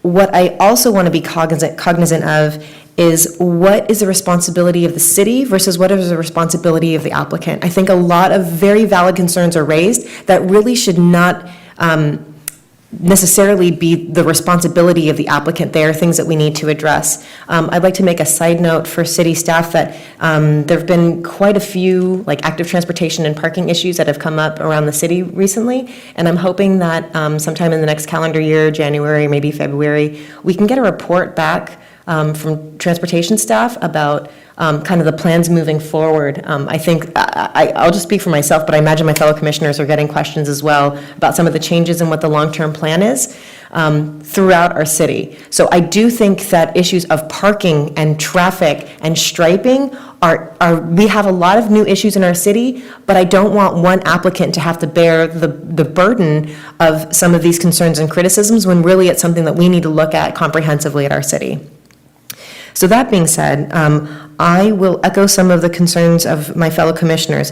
I actually don't think that there should be a problem with a 7 to 7. I understand that, but in reality, construction workers do not want to get complaints from neighbors. And so even though they may start work at 7, it is not likely that they're going to start their noisy work because it's not a pleasant thing to have bad relationships with the neighbors. And I think that 7 to 7 is not an unreasonable time frame. Regarding traffic, I think that is a very significant concern. But I do think that may not rest in the applicant as much as some of the issues that we're looking at with the city. I think that we've done a pretty good job with our conditions of approval. I do want something that we haven't explored, and I apologize, I try to let city staff know some ideas that I'm thinking about. But one idea is kind of the right in, right out on Bright Avenue. That may be something that can help address some of the congestion potential concerns at pickup and drop off. So that's something, if you want to kind of look over that and be able to respond to that when I'm done giving my remarks, that would be great. I also agree with the sound wall. I think it is not an unreasonable concern where if a sound wall is being proposed on one side of a property, abutting residential properties, that you wouldn't have the equivalent on the other side. So that being said, things like the gym phasing and the sound wall, I know you've said we've been open to it, but I also, applicant, I would like you to give some thought and possibly respond. If there are things that you would like to give more consideration to, we can continue this and you can gather more information. However, I think it is advisable in a short time frame to just consider moving forward with these conditions so you can get approvals now. Those are just things for you to consider. I'm not going to tell you, but those are some of the options that you will be weighing. Let me just make sure that I've covered all the things that I wanted to cover. And then, and timing I think is really important for us to consider here. We are talking a lot about conditions of approval, but there's also when the applicant can take occupancy. And I am hearing over and over that they need to make sure that they can take occupancy in the most critical buildings in time for the school start of the 2018-2019 school year. I bring that up because we on this commission approved for them to be at their current site through the end of this year. They will essentially be a homeless school, and it would be a travesty for us to have hundreds of students have uncertainty. So I would like us, as we're discussing what these conditions of approval are and the phasing of buildings, that maybe there's a way that we work through some of the details so that we can guarantee occupancy, so that students can occupy the most critical buildings, the administrative buildings and the classrooms, of which your grades are available, while also giving the city some assurance, the city and by way of the Planning Commission, assurances that you are going to have not just the gym, but I mean, this is where you're proposing to have your kitchen area. So those are just things to consider. So those are my comments. I don't have a lot of solutions at this time, but I'm hoping that we can work through them with the assistance of some of city staff and fellow commissioners. So with that, I'll keep the public hearing open. I'm going to give city staff an opportunity to respond to some of my questions and comments, and then we can continue some discussion with the public hearing still open. I tried to talk a long time so that you had some time to think about things. Yeah, you raised several points, so we were trying to make sure we got them all. I think, we want to, first of all, regarding the buildings and whether or not Building 11 is built, first or not, would like to remind the commission that, they do not expect to, or not likely to be at full capacity, at the start of, next school year. It's been clear from the get-go that they may be approximately half of their capacity. And so it stands to reason that they would not construct buildings that would otherwise be empty until such time as their enrollment does increase. They were showing, I believe, through maxing out by the 2022-2023 school year, so that would be approximately 4 years in, to where they might be at full capacity.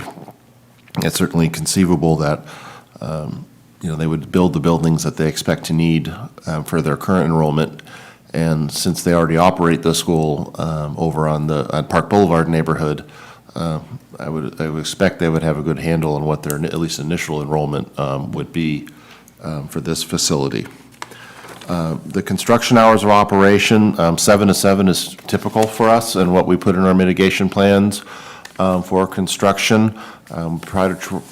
The thing about limiting the hours in the day typically means then more days of construction. So there's sort of a trade-off there. And you're right, typically in the summertime, the crews do like to get started early, given how hot, it gets. And we even frequently have requests to go beyond those hours, specifically when they do concrete pours and things, because it needs the time to cure, and it's all weather-driven. Whether it's hot or whether it's cold, and then there's rain, that's what it is. So, and this is a project where clearly they have a hard and fast, deadline where they really need to be operational. Regarding the sound wall along the south side, there's two things going on here noise-wise. Our thresholds in our general plan and in the municipal code related to noise are really for hazardous levels of noise. They are not for what is usually more colloquially described as nuisance noise. So for us to support extending actual sound wall, a masonry wall along the entire border, we would need a basis for that, because at least the noise study has evaluated it and would not exceed the city's thresholds. But I want to note that those are thresholds based on hazardous exposure levels of noise. Not merely noise that you will hear that, may be, troublesome, but is not hazardous, literally hazardous to your health.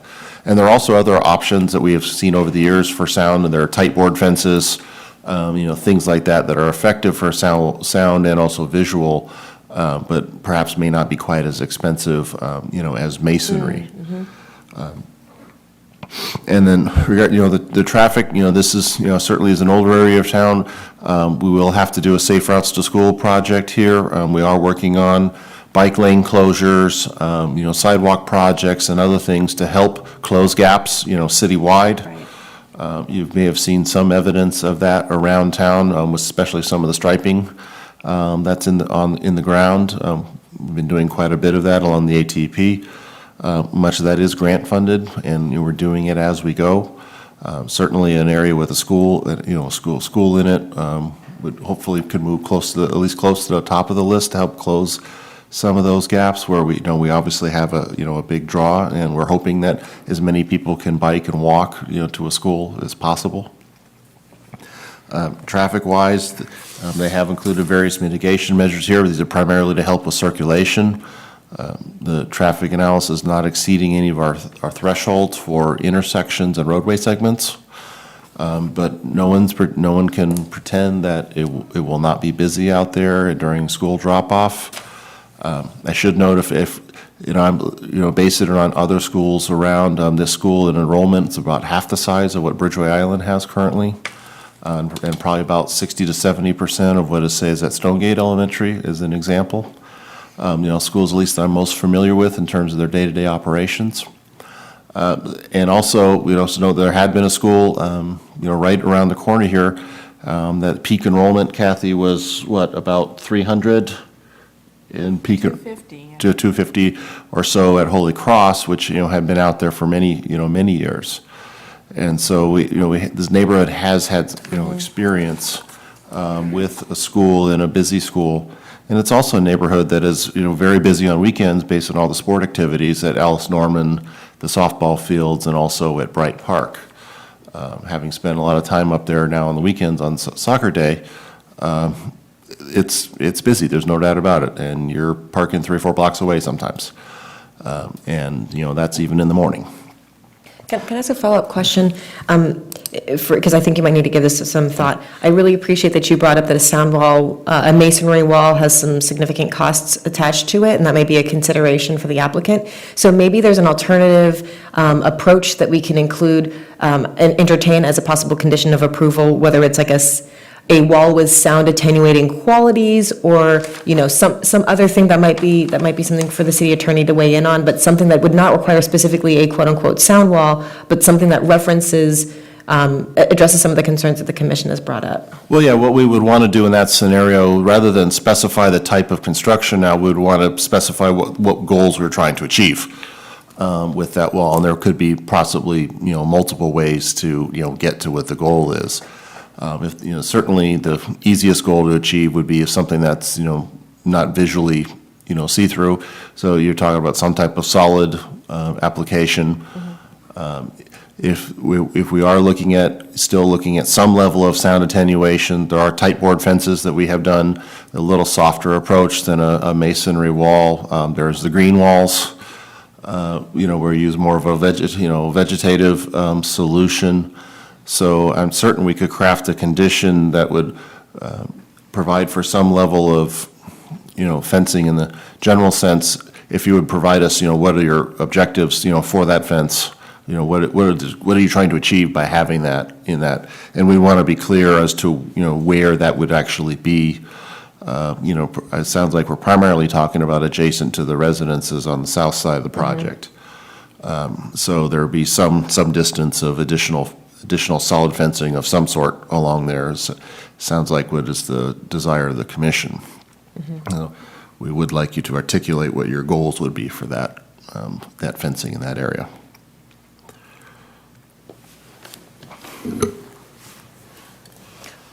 So just addressing. Did I miss any of your? Yeah, one of my many things. Yeah. One was, I believe the staff report says buildings 9, 10, and 11. Is there a way to include some sort of condition of approval indicating that the applicant would need to maybe complete that within 2 years or some other period of time, but they could still get their certificates of occupancy in time for a school start next academic year? Typically in a, sort of in a multi-building kind of campus environment, the occupancy is done on a per-building basis. It's like, for a somewhat analogous example of some of the apartments buildings we have done in town, where they may have 10 buildings on the site, but they gain occupancy on a per-building basis as soon as that building is complete. It's not an all or nothing. Yeah, so my point was only that under the terms of your ordinance, an applicant is given 2 years to commence the use, which would be to open the school. We typically do not, in a conditional use permit, as far as I know, we don't, require completion of construction by some particular date. As David indicated, when you have a multi-building project, that will be phased in over some period of time. If you had an apartment complex that had multiple buildings, it'd be phased in over a period of time. So I'm not real comfortable with trying to put an outside deadline for completion of construction. We'd have to have a conversation about how we link that back to the bases on which you can approve or deny a conditional use permit. And at the moment, I'm not seeing the connection there. Okay, thank you very much for weighing in on that. I had a traffic question, but I'm comfortable moving forward without necessarily that. So I will turn it back over to my fellow commissioners. I won't call on you. We can go ahead and popcorn our discussion. I wouldn't mind continuing the phasing. And I apologize, I'm writing down what I think I need to say later, because there's a lot of changes to the recommended action. Regarding the phasing, though, I believe we can tie occupancies of portions of the project, right? Jeff, I'm sorry, so buildings, I've just lost my map. 9, 10, and 11. So that's where the 6th grade, 7th grade, 8th grade, and the gym. Can we tie those together as phase 2, for example, as the applicant indicated, and require the gym be built as part of phase 2 prior to occupancy? Based on what of the, if you look at the staff report and the conditions that you are required to find in order to approve a conditional use permit. Conditional use in the zone is essential or desirable to public comfort and convenience. So the findings 2 and 3 are typically the ones that we look to try to place conditions, either the necessary or desirable or will not impair the integrity or character of the neighborhood. So for example, the sound wall would pretty clearly link to finding 3. Now, we want to impose conditions so as not to impair the integrity or character of the neighborhood or be detrimental to public health, safety, or general welfare. But Can I just propose that, I believe that there is going to be some food facilities, so maybe talking about the expansion, that if they're going to serve, increase their enrollment by 25% or 50%, that would be maybe part of the comfort or safety? Okay, wait, but you're talking about the project, not the community. No. It just seems weird that we can't tell the school that, I- before they open up the 7th and 8th I guess grade. what is concerning to me is we're really getting down into micromanaging their business plan. And is that really the appropriate place for the planning commission to be? Maybe if we took a step back and you told me what it was you were trying to accomplish, we could figure out how to get there, rather than diving into linking what building to what event. Okay, I think I can do this one. You have a bunch of 7th and 8th graders who are going to need a location for physical activity, and this school may not be providing that without that building. And so therefore you want to say what, that they can't commence operations until those buildings are completed? That they wouldn't open 7th or 8th grades prior to completing of that final structure, the 11th, the gym. I don't want to be argumentative about it, but what is our source of information to say that that building is critical for 7th and 8th grade? So, I may not take the same approach, Counselor, but I think part of the challenge here is that this is a school. And typically, school sites are planned and done completely outside of our realm. And so there is a strong desire from us to make sure that the school site that is being presented to us is what will actually get built. Because if this were a public school, the school plan that was presented to the school board is the school that would be built.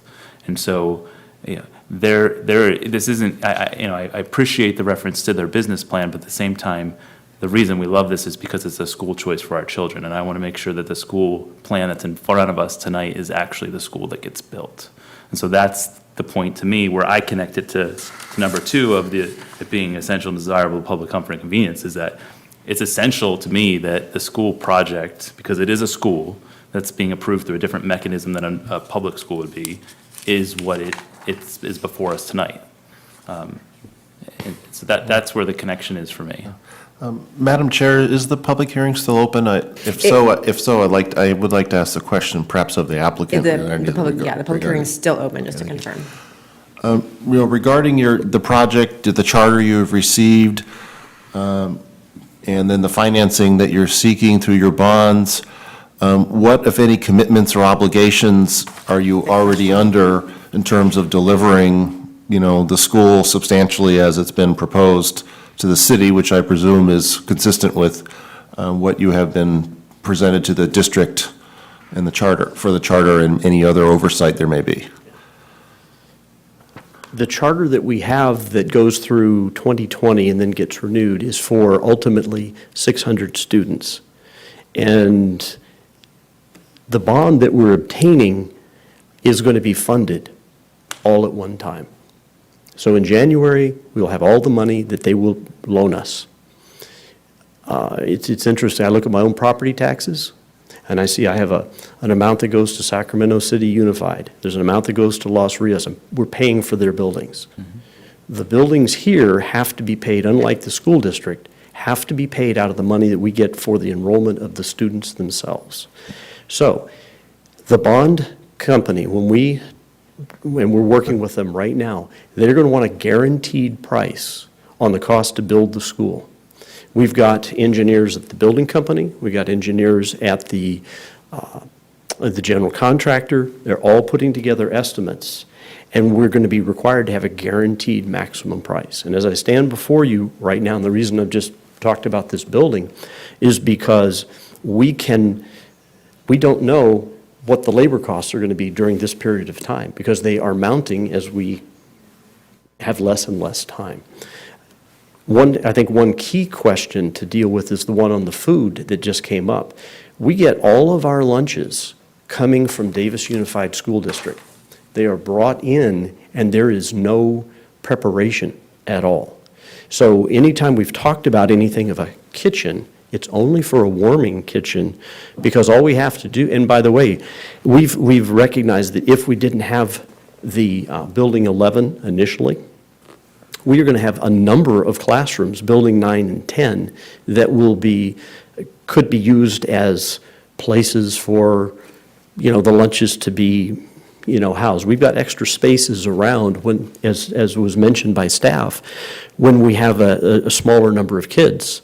And a lot of times there are schools that wind up having initially to have the lunches, in the classrooms. What I have to make sure is that once we sign up for the bond, we have to be able to complete something that the bond investors expect, which is the number of students in the classrooms. So if we now didn't build buildings 9 and 10, we have to build all the classrooms, because that's what our commitment is in terms of our charter, 600 students.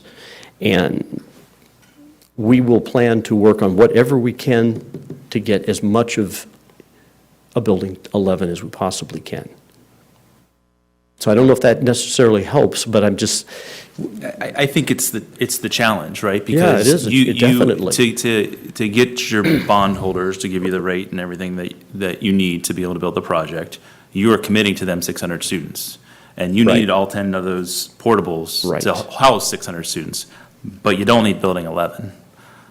You could go without it if you had to. If the money wasn't there, right? And if the choice wasn't there. And what I'm hearing is there's not a 100% confidence that you'll have to, that you'll be able to build the building. And so that's the challenge for me in reviewing the project, because part of the appeal of the project to me is the fact that it's not just a school built of lots of classrooms, that there's actually a learning opportunity and experience for folks to have a gym and a multi-purpose room like that. And candidly, when we met, that was one of the things you guys first talked to me about and sold me on, because I know you're excited about it too. Well, that's what we're excited about. The reality is, for me, is that if that building doesn't get built, it really changes the character of the school and the project, to me.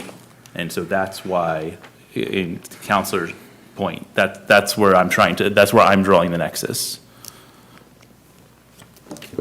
Can I ask one question? Madam Madam Chairman, can I ask one question of the applicant?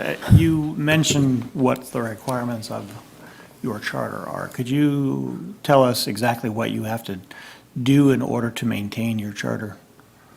We have. In terms of the, It actually is not, we're chartered for a certain number of students. If we don't hit that in 2022 or 2023, it's not like they revoke our charter. The thing that charter schools get their charters revoked over is not actually having good academic results. So just, I Or- think what or he's trying to get financial at is if issues. there's a facility requirement, some sort of minimum, is that correct? No. that's my, and I That's don't know. essentially our I question. honestly No, there don't isn't. know, but- Okay, because what we're looking for here is if it's not, so what I'm gathering from staff is that there's a sense that this discussion may not necessarily be within the purview of the planning commission. However, planning commissioners, as representatives of our community, want to make sure that this particular concern is getting addressed. So we're trying to see if there's another mechanism by which this will be addressed. I think, and I fully understand what Mr. Stone stated, and I agree with what we've always said. I will say that it's not just the intent of having a multipurpose room. When we think about our partnerships and we think about our abilities as we grow to get grant money, to get other things, because again, we don't have the access to things that a district school does. This is one of our big debates in the charter world. We don't have the ability to access the bonds. And so we have to work with our outside agencies to figure out how to do that. But our intent, and my intent as a superintendent, clearly is to have a strong multipurpose room that we can use for our middle school kids. Working closely with these partnerships that we're working on with the Buck Institute for Education. We are at the forefront of project-based learning. We are trying to be the very first, we're the sister program for Da Vinci High in Davis. That is the guru of PBL in this region. So we're trying to access that kind of grant money. We're also going to look very closely with Sac State and try to raise money as well if we needed to. Mr. Lewis, could you, I get the sense from my fellow commissioners, I to a certain extent I share it. There's a question about intent and the ability to deliver. Right. Would you be able to talk a little bit about any fundraising efforts that either of your schools have undergone and whether you've been able to fundraise successfully for facilities, for example? Sure. Well, we do a lot of that. I mean, our current fundraising efforts have raised, in my 8 years with the program, hundreds of thousands of crab feeds and harvest festivals and things like that. But the bigger project, and I should include maybe the PowerPoint that we've done with the university, because we got a fundraising effort with the university. Because when we addressed this with President Gonzalez before he left his position, I wanted to outline the idea of a lab school. It was going to be like Synergy or more like the thing with USC, which is a pure lab school. With that is the fundraising efforts. We know that in order to fundraise for a faculty member to supervise our counseling program, our psychology program, those are things that you don't find in a district school because that comes out of a general budget. We know as Incubators for Change, we got to find ways to do that. So what we've done with President Nelson, the new president of the university, and Dean Sidorkin, was to put together a governance committee. That consists of myself, 2 of our board members, the department chairs, and the dean. So clearly, what I got to go back to that team is talk about fundraising around this effort. So we've talked about the fundraising and how to fund this center, this hub for the university, which is basically a portable and a half. So we're giving them a portable and a half. They're going to do the fundraising to put the one-way mirrors in and all that for the counseling and the studies like that. But clearly, what I'm learning is I got to figure out how to use that resource for major fundraising. And do you want to talk a little bit about any infrastructure or facility successful fundraising efforts that you've done? Sure. Peter, what are some of the, I guess some of the most, the biggest things we've done is to ensure that our music program has stayed strong. So, in order to have the 2 music programs, again, ADA is the attendance that funds your staffing. Music and art aren't normally part of that. So it's our fundraising efforts through our crab feeds and harvest festivals that have basically kept those 2 programs alive, which are at the basis of our program. Yep, hopefully a quick question. I wasn't planning on getting into the weeds on this, but is Building 11 in the budget right now? Yes, it is. Okay. And then do you have the cost just to build that building? It ranges from $2 to $4 million. Actually, if you could approach the mic, because it helps people at home. Yeah. It ranges from $2 to $4 million. Okay. And what happens is, for example, is the modulars were going to be done one way, and as was mentioned, they're now on different kinds of foundations that are much more costly. So we're hopeful by the end of the month, early next month, we're going to get a better handle on what the real costs are. Okay. Yeah. And one more question on that. Then I'm assuming you have a contingency built into your budget? Yes. And what percentage is that? Well, we have the general contractors for their rough initial estimates, since they didn't know all the details, had contingencies, and we have Right. little, so it's more than a typical 5% or 10%, because there was enough uncertainty, particularly around the cost of labor, and we're having to winterize the site with lime treatment, a variety of things that are costing a lot more than you'd ordinarily Right. have. Okay. I'm just, the reason I'm asking these questions is, obviously, if there is cost overruns, which there always is, if Building 11, is that the first thing to go, or are there other, Well, other workarounds? Yeah, I mean, all the other buildings are those that are absolutely required for the educational program. Right. So, and the kinds of numbers could be such that it would take that. And there's ways we can have it cost less as well. So that's what we're looking to, creative ways around every element of the campus. Right, okay.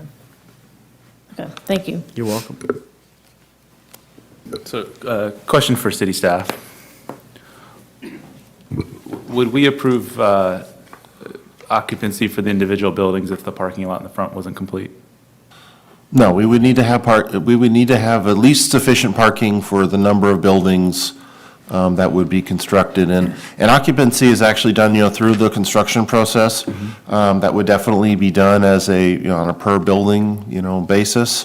But for example, for planning-wise, before we could consent to building granting occupancy, we would want to make sure that the necessary site improvements were in place, parking being, one of the big ones. And in this particular case, at least the minimum amount of sound wall that's been prescribed so far, would need to be in place, certainly by the time they were ready to be operational, on the property. So there'll be a lot of aspects of this that we'll need to make sure are in place, before they can begin operations.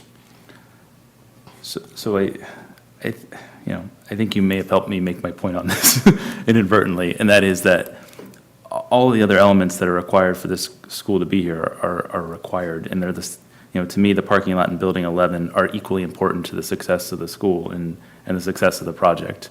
And so I don't view one or the other being more or less important or more or less necessary, and maybe that's because it's a school and it's not a business or a residential development or something else that might change, or a phase doesn't get built. But it's, to me, and maybe it's just the lack of experience that I have in dealing with charter schools on a planning commission, or school design in general, but I think, to me, it's really important that what's before us, the entire thing gets built. And that that it's all built together, and that when the school opens, it's one completed product.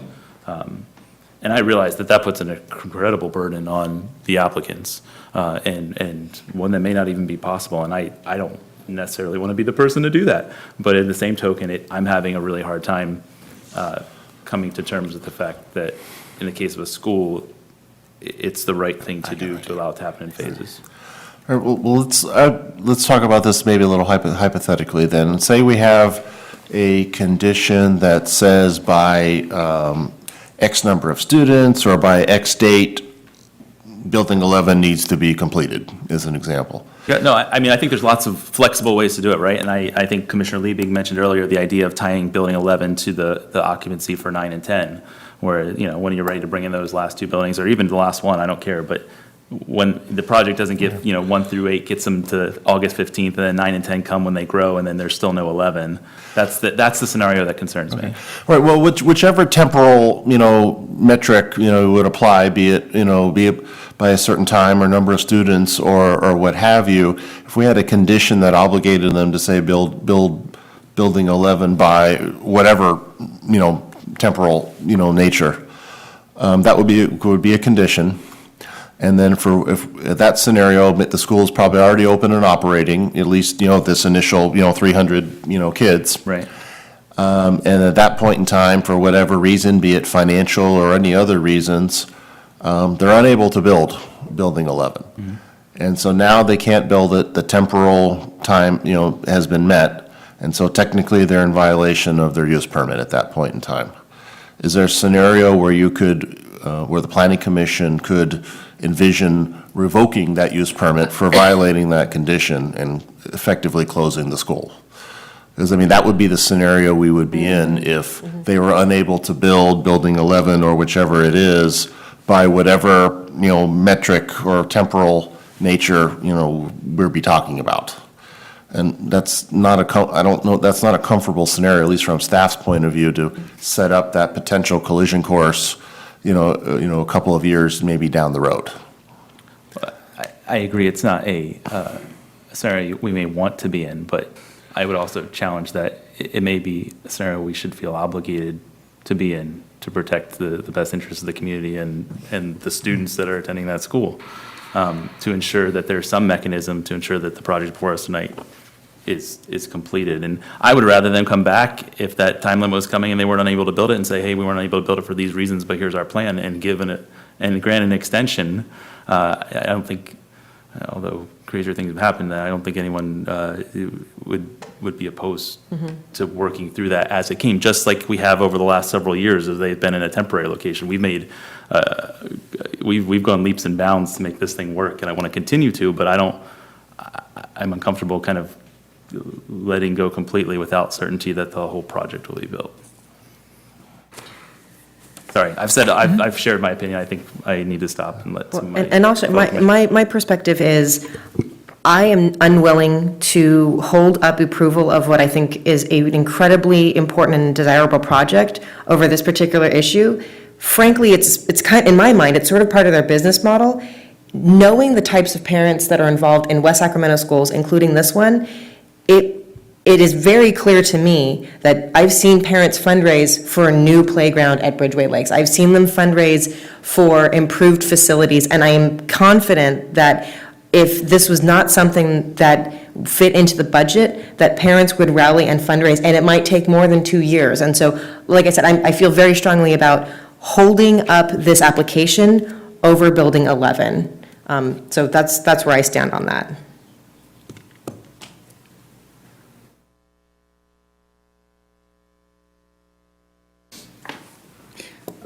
This is the part where other people share how they feel.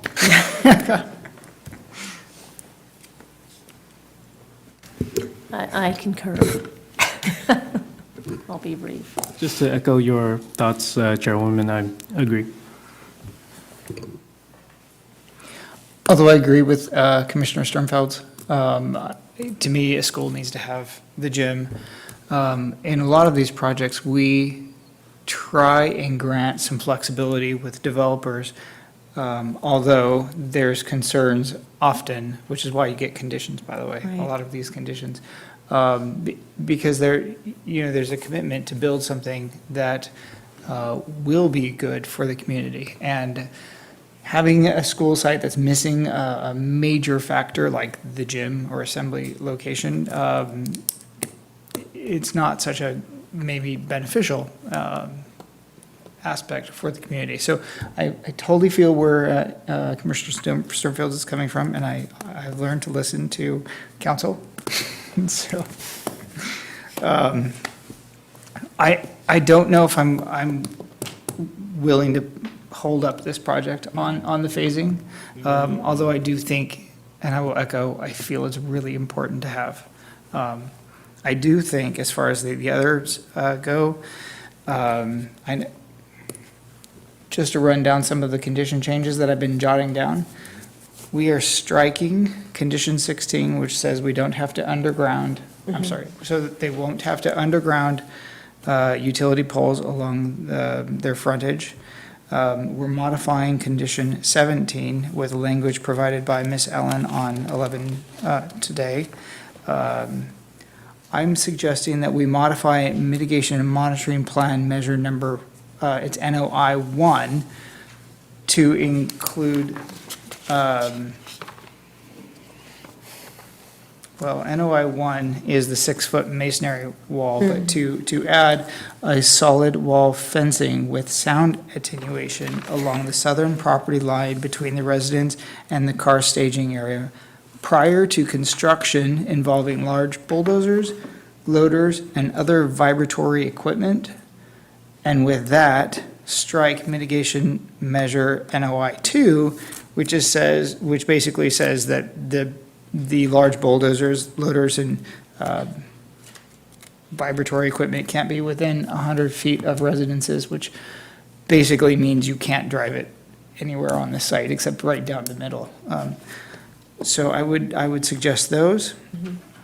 I haven't heard about the right in, right out. I'm not sure I'm comfortable with that one. I'll go with the traffic opinion people.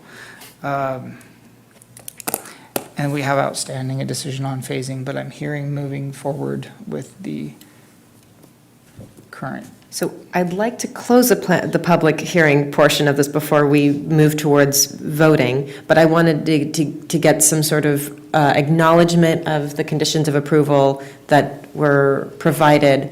And if you have any other things that you would like to say about the wall adjacent to the Hobson residences, or to some of the concerns that we've raised about phasing, fundraising, and particularly the viability of a gym, if you could weigh in on those, that would be great. Okay. Particularly on the conditions, 16, the ones mentioned on 16 and 17, we agree with. As far as the changing NOI 1 to include the 6-foot masonry wall, what we would be suggesting is they have fencing that's masonry fencing that has H posts that you put, and I think that's what David Tilley was referring to, I'm not sure. But we've investigated that, and it would be the effect of bouncing that sound back, and then we would be happy to go with putting that all on the south side of the campus there, on between the backs of the Hobson homes. Just to be clear, our recommendation at this point is actually a little bit more flexible, and I would ask that you work with staff. Oh, okay, okay. Just so, and I've seen those things where it's a slide-in cement wall, and it needs to be neighborhood-friendly. And so, because it's going to be against residences, so we're not talking a freeway wall. I included solid wall fencing with sound attenuation. Okay. There's different ways I think you can And we do that. appreciate the striking of NOI 2, because from a standpoint of constructability, we need to be able to have the equipment and also the timing. We would do that fencing first, so that with there would need to be one exception on that, because the winterizing of the site, there's going to have to be some lime treating that we need to do right away that would require some equipment to be sooner than we could actually have that particular fence up. I think your proposal would support what you're describing.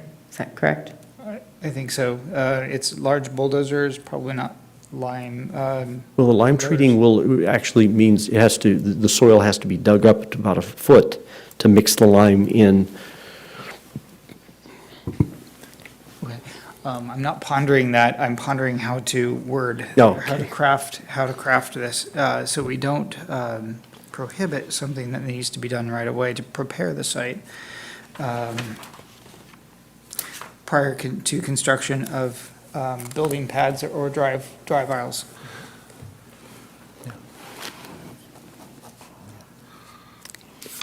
And of course, the other piece there will be also the permitting necessary to do the fencing if it is necessary for the permit. Because we're going to be working on a grading permit to do the lime treating, and then a later grading permit, and then ultimately, once all the plans are approved, the building permit. So that'll be staggered over the period. So I was suggesting prior to construction of building pads and/or drive aisles. I believe grading can come before that. Well, the drive aisles, I believe, is what he's referring to, what would need to be constructed with the lime treating. I mean, they will need to essentially provide, construction access before they can, construct, the remaining improvements. Building the wall out there and without a proper road to get to it would be challenging. So there will need to be some level of work done before they could get to the point where just, physically they would be able to get in there and construct that wall, especially since we're likely talking about this occurring over the winter. Okay, my goal is to get this wall in before the big equipment gets out there that was supposed to have been 100 feet away from the residences. That's my goal. So I'm I think replacing what you're the saying is we're mitigation open to measure. staff recommendation on the intention of what we're trying to get. So we don't want, we want there to not be heavy machinery that's, a nuisance to neighbors, and yet still is giving the flexibility so that the entire site can be, they're discussing it. Well, I think what we're struggling with is what I'm hearing is you're essentially trying to merge two conditions, which were intended to address related but different issues. So a modification to NOI 1 to extend some type of solid sound attenuating wall along the south border of the, that part's pretty straightforward. Commissioner Liebig, it sounded like your concern initially at least was that 100 feet would not actually allow them to build anything. And it sounds like that's true, especially if you consider what Mr. Tilley just said. So it's condition number NOI 2 that I am working to get rid of. Yeah, I guess what I'm struggling a little bit is in the paragraph that leads to NOI 2, it says based upon a distance of 50 feet from the primary construction areas to the nearest residential structure. I So don't we're believe trying to- that's correct. Yeah. If you just pull up Google Earth, those houses are right along the fence line. Sorry, I did.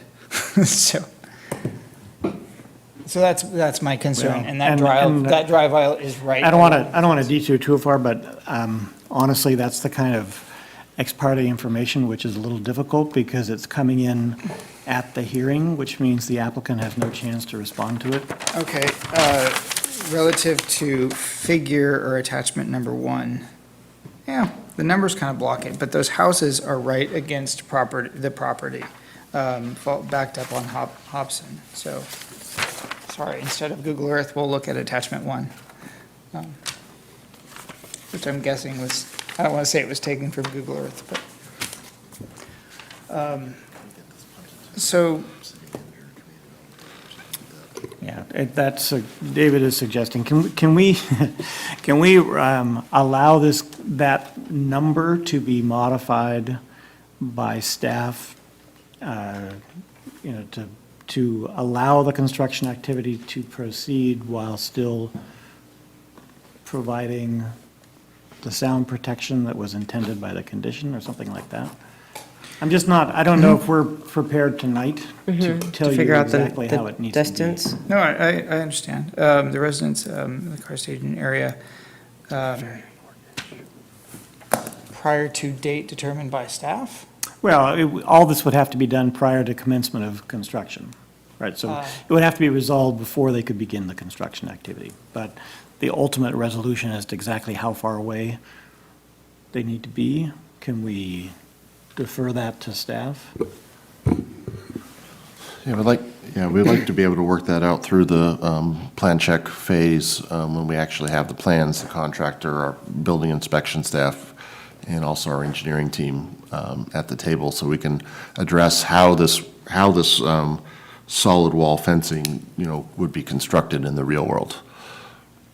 All right, so just to be clear, I would still be recommending the removal of NOI 2 and still modifying NOI 1 to extend the sound wall with a solid wall fencing with sound attenuation along the southern property line between the residences and the car staging area, but I will not be putting a time on it. Is that the staff recommendation?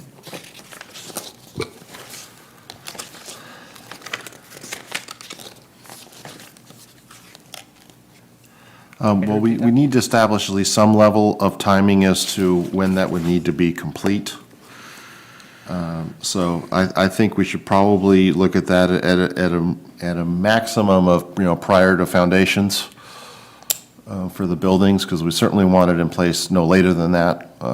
In reality, we will likely get it, much sooner than that, but we do need some temporal limit in terms of when that solid wall fencing along the south side would need to be in place. Okay, so prior to construction of the building pads, would that be okay, or? I'm comfortable foundation? with that. If I might ask a question about that, I just want to make sure that the winterizing of the campus, which will, building the roads out there for construction, will be able to happen. And since it's a 6-foot fence, if it doesn't require a permit, then we could be able to get it up a whole lot faster. We could just go figure the solution that would make sense. It will need a permit if it ends up being masonry. If it's wood, it may not. We'd have to have our building official verify that, but I know for a fact that if we're talking about a 6-foot masonry, that definitely will need a permit in and of itself. Because here, the real concern is we've had our civil engineer putting together the plan for the lime treating and everything, which is winterizing. We got 5 days of rain coming up. And the longer that takes, if we can't do that lime treating until that fence. So let me make a recommendation. Maybe one of the things that we can address is the period of time that the bulldozer is, working to do the lime treatment, because it doesn't take a super long time, so maybe it's limited to 1 day or 3 business days or something like that, because I hear what you're saying, that we're saying that we need the wall up before you have heavy equipment. No. That's not what we're saying? We're changing it. Sorry, the wall needs to go up prior to construction of building pads. Okay. That's it. Oh, okay. So Right, so we are addressing his You're concern okay with the then. lime, you're okay with the grading. Okay. But that wall's got to go up before the, Foundations. and although I would like to have it up in recognition of the residences, As soon as possible. you can't necessarily grade it first, but also realize that that's on the property line, and you can't grade onto their property line anyway, so. It's a good distinction. So those are all the measures or conditions that I have. Staff is still pretty busy over there. And I also want to point out, to throw one more thing, that we do need to, if we want to acknowledge the mitigated neg deck when we do this. So we're talking about conditions right now, but when we do a motion for approvals, that will need to be included. It's in here somewhere. Yeah.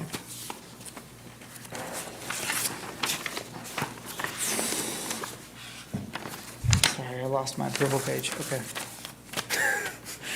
It's okay, we appreciate all your work, Commissioner Liebig. There's a hand in the audience. I'm not sure if we're ready. No, I think we need to be closing this public hearing at this Okay, point. that's up to you. Okay. In fact, that's all the so are there questions. other questions for the applicant? Okay, I'm actually going to go ahead and close this public hearing because it's been open quite long enough. So Commissioner Liebig has provided some insights on modifications to conditions of approval. I've reminded my fellow commissioners we need to also address acknowledgement approval of the mitigated neg deck recommendation, and then the CUP with the recommended conditions. Okay, thank you, staff, by the way, for entertaining this tonight. I would like to certify that the Planning Commission has reviewed and considered the proposed mitigated negative declaration and adopts the mitigated negative declaration as presented by staff with amendments to the mitigation monitoring plan. We approve the requested CUP request subject to the conditions and findings as identified in this report and as amended by the Commission, and approve the mitigated mitigation monitoring plan as modified to include the full text of condition 16 stricken, with the text of condition 17 modified to the language provided in the November 2nd memo from Ms. Allen. Modify measure NOI 1 of the mitigation and monitoring plan to expand the sound wall to include solid wall fencing with sound attenuation along the southern property line between the residences and the car staging area prior to construction of building pads. Strike mitigation measure NOI 2 regarding large bulldozers and loaders within 100 feet of residences. Did you want to strike that, or did you want to modify with staff? I don't know how to frame it, but staff recommendation. I think you were going to revisit a reasonable request to address our concerns about that rather than striking it, or are you recommending that we strike that last one? I was recommending that we strike it because we've covered the sound wall prior to construction of building pads. Can I don't want to make this more confusing, but NOI 1 and NOI 2 are addressing different issues. They're addressing different things. NOI 1 is addressing noise from the operational school. NOI 2 is addressing construction noise. And that's what I was saying when you're trying to merge the two. They're really different, they're really to address different times during the process. So NOI 1, that one's straightforward, extend the sound wall as you've described. NOI 2 is what we were thinking, perhaps if you would defer to staff to figure out whether 100 feet is, say we leave it at 100 feet with the community development director having the authority to modify that if construction activity cannot occur with that restriction in place. Because I think that's what you were trying to get at, Commissioner Liebig, right? That you were concerned that they wouldn't be able to build their project if they had to stay 100 feet away from residences. That is correct. Okay, so keeping NOI.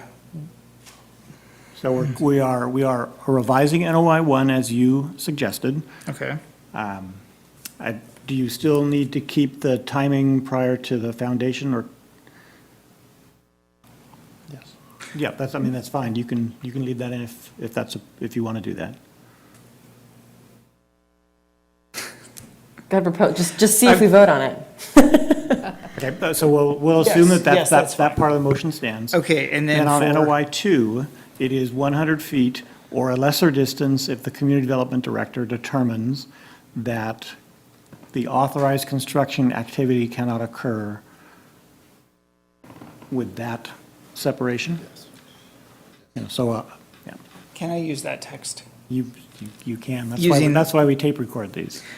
All right, we're going to modify mitigation measure NOI 2 using Attorney Mitchell's language.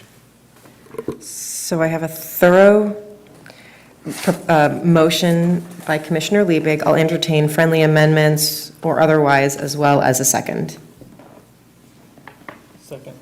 I have a second from Commissioner Vu. We'll do a roll call vote.